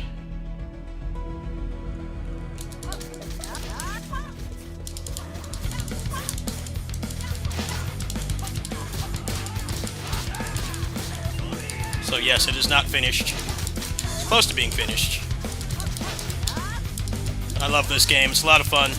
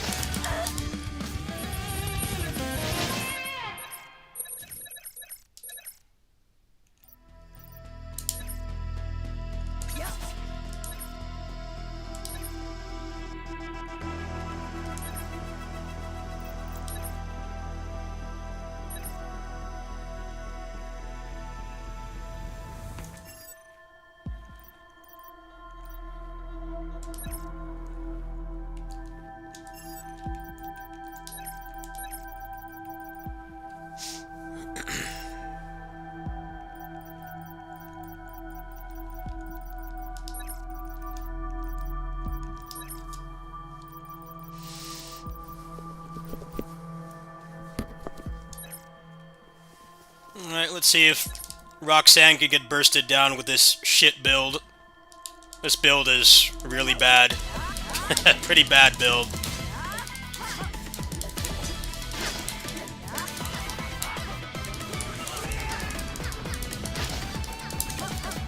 Damage looks good so far.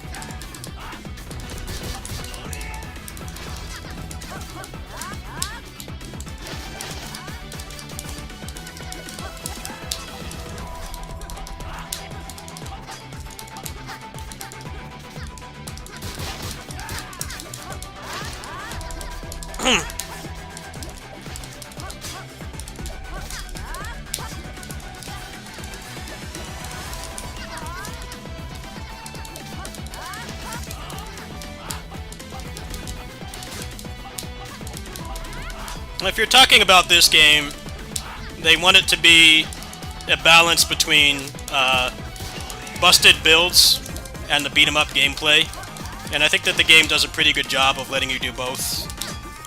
Better than a lot of other roguelikes I've played, where the combat sucks and the only fun way to play it is to have a broken build. This game is still very much fun to play if you get a bad build like what I currently have. This build is not good. For those of you who have not watched me play this game before, this build is not good, but I don't really like this fight on this difficulty, though. Gets out of combos too much. Yeah, this might wipe. This fight is not fun on this difficulty because her pattern changes. It's a lot harder to get her in hits done.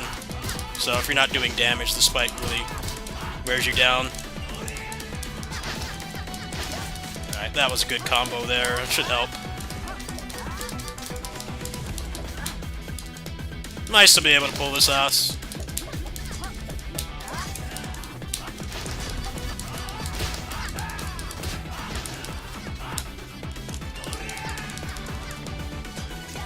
She got out again.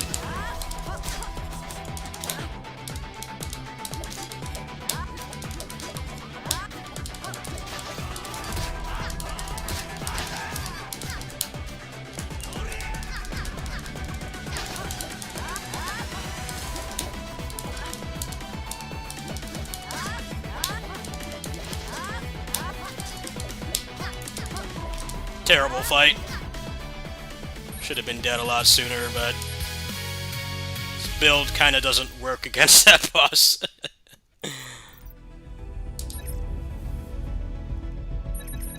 Well, this game literally tells you on the page for it that they want you to break it, which is part of why this game is fun.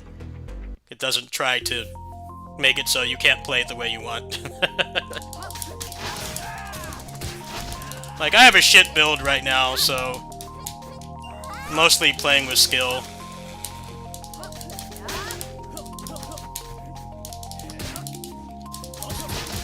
I don't think that this run will finish unless I start getting a shield very soon. My extensions are some of the not good ones. I'll try, though. If I wipe, I won't feel too bad, because I put up a video of this game like a couple days ago that nobody watched. I guess because it's not Neo. People don't like... This game is kryptonite to viewers, I guess. One of those games that scares the viewers away. Well, I like playing it, and I definitely put more value into what I like playing instead of what does well these days for my mental health. But I really like this game. It's fun. It's only $10. Developers are nice people. I've become friends with them because I'm like one of the main people that's at least partially helped them get the word out. I want to keep supporting these guys. Viewership be damned. The Neo stuff did pretty well, so I'll I'm happy with that. Hopefully it leads to some growth. We'll see.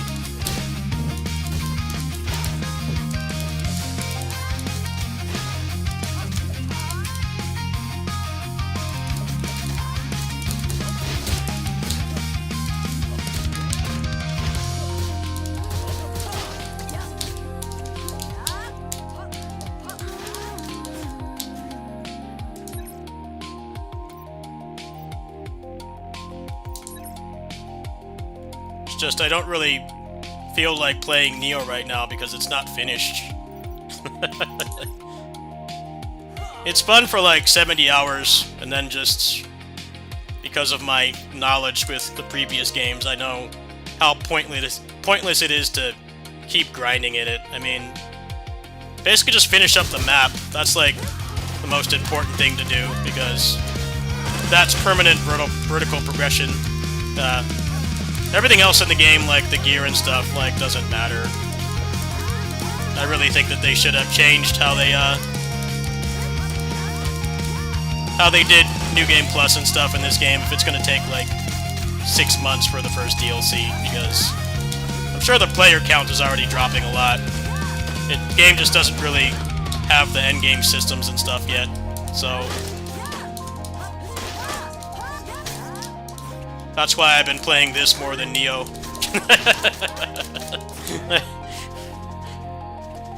Although I have maxed out in this game too, to be fair, but I just know better than to spend like 100 hours grinding on stuff in that game when, come September, everything we're grinding for is going to be useless after playing the new difficulty for like an hour. So it puts me in a difficult spot. People really like the Nioh content, but I just feel like continuing to play it. I mean, I still have some things to do on it. Probably knock it out in another stream or two, but yeah, the endgame loop and stuff is just like not there right now.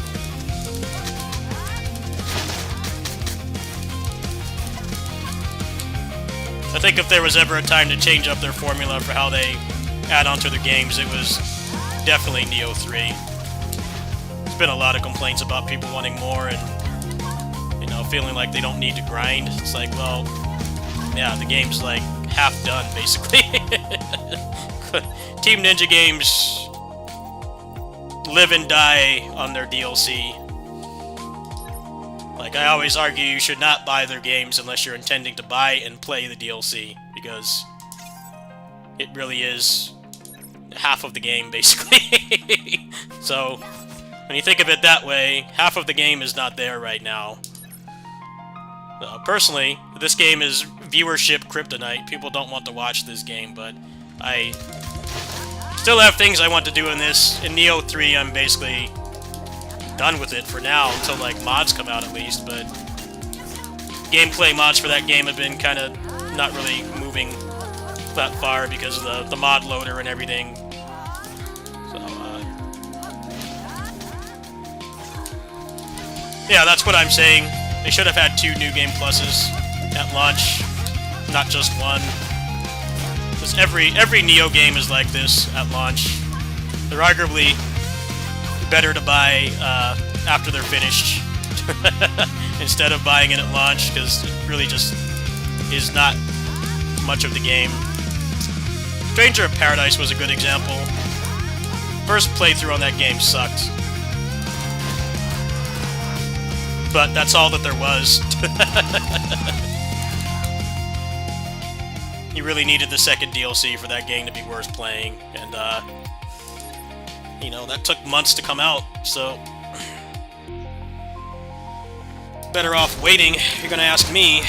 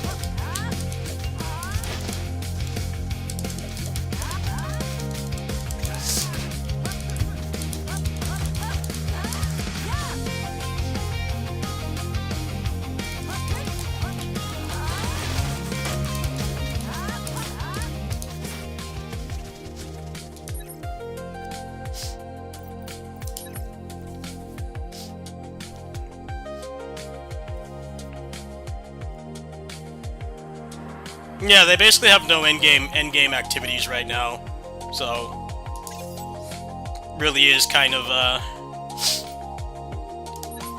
once you've beaten it twice and cleared out the map, you are totally fine to not play it for months. I'm hoping that maybe they'll do some kind of you know, small updates for it, like adding maybe a mode or something, because that game's just gonna die really quick.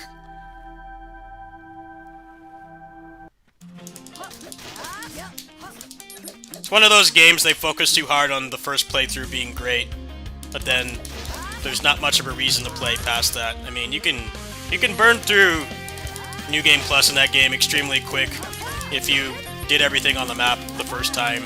You can go through it in a couple hours, and then it's just like, well, yeah, you can max out the weapons, but it's such a time and resource sink to do that, and then at best, it makes, like, the first couple hours of the new difficulty a little bit easier, but I don't know. I don't really find that to be a compelling reason to keep playing it. I hope their next game after this, that they stop doing this, where they have barely anything at launch. I'm totally cool with waiting for a game to, you know, get delayed or something if they're going to have more stuff to do, but their games just live and die on you know, the New Game Plus and Endgame stuff. So when it doesn't have it, you burn through it really quick, but if you do wait long enough to get to that point, when the DLC comes out and you play through it, yeah, you can get hundreds of hours out of those games. Not so much at launch, though. You will run out of things to do extremely quick.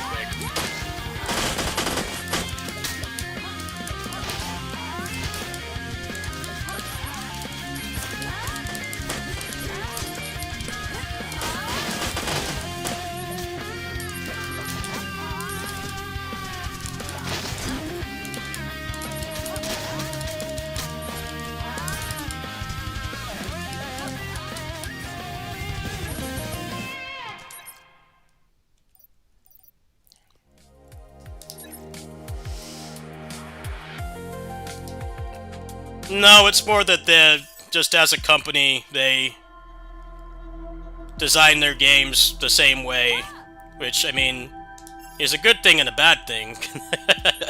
The bad thing about it is just that, you know, you gotta wait for DLC for the game to actually be worth playing. Let's see here. Yeah, this build is kind of ass. I'm not gonna be surprised if this wipes. I didn't even get a level 3.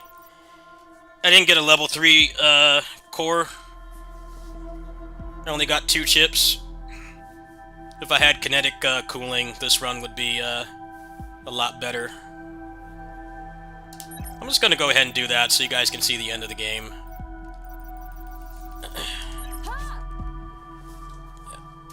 It should help.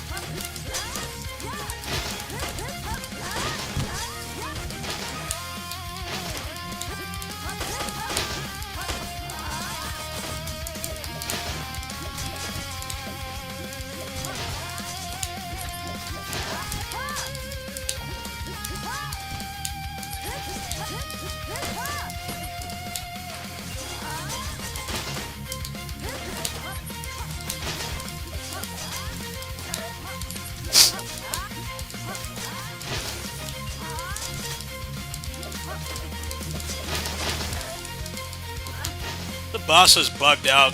She's not supposed to be doing that. This run was doomed to fail. game's glitching out right now. Is she even vulnerable right now, or is she stuck in invincibility? She's not supposed to be doing that. I'm hoping when these enemies die that she'll go back to normal. Ah, yeah, she's good now. Having a bit of an episode there. What the heck was that? Beaten this game like dozens of times. I've never seen that happen before.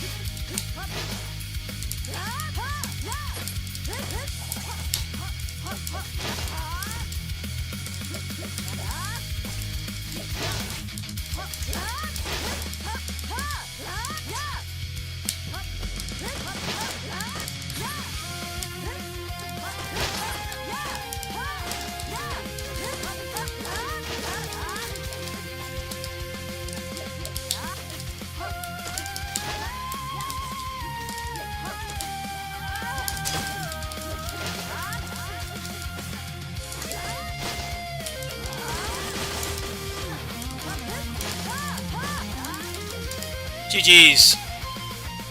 Nope. Very slow run with a bad build, but still pulled through. GG's.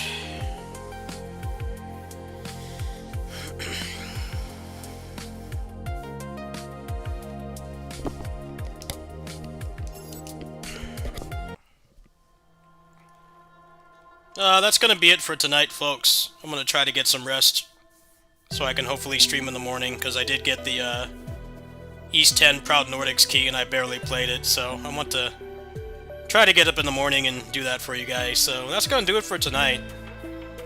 That was a pretty good roguelike daily login. Got 2 clears in a row. I didn't clear on Savara, but I got hit by some bullshit and started playing bad. But got the Extreme Zone Naoto clear and got an Overrider clear, so that's a pretty good gaming session as far as I'm concerned. I feel very satisfied. Gameplay tonight was pretty good. I never beat an Extreme Zone on Entropy Effect before, so that was fun. Should be a lot easier from now on, because now that I know what the boss does and everything. Still need to learn a little bit more, but yeah, that's gonna do it for tonight. I'll try to hop back on in the morning, do some East 10. I don't really have any other roguelikes I feel like playing right now, because that was kind of the theme of this stream, was roguelikes. I don't feel like playing any other ones right now. I guess I could play Abyss, but nah, I kind of want to eat and stuff. I do really need help surviving the next couple days, so if you liked my content recently, you can go ahead and peep the link if you can and want to. But yeah, I'll be back in the morning. See you later. Good night.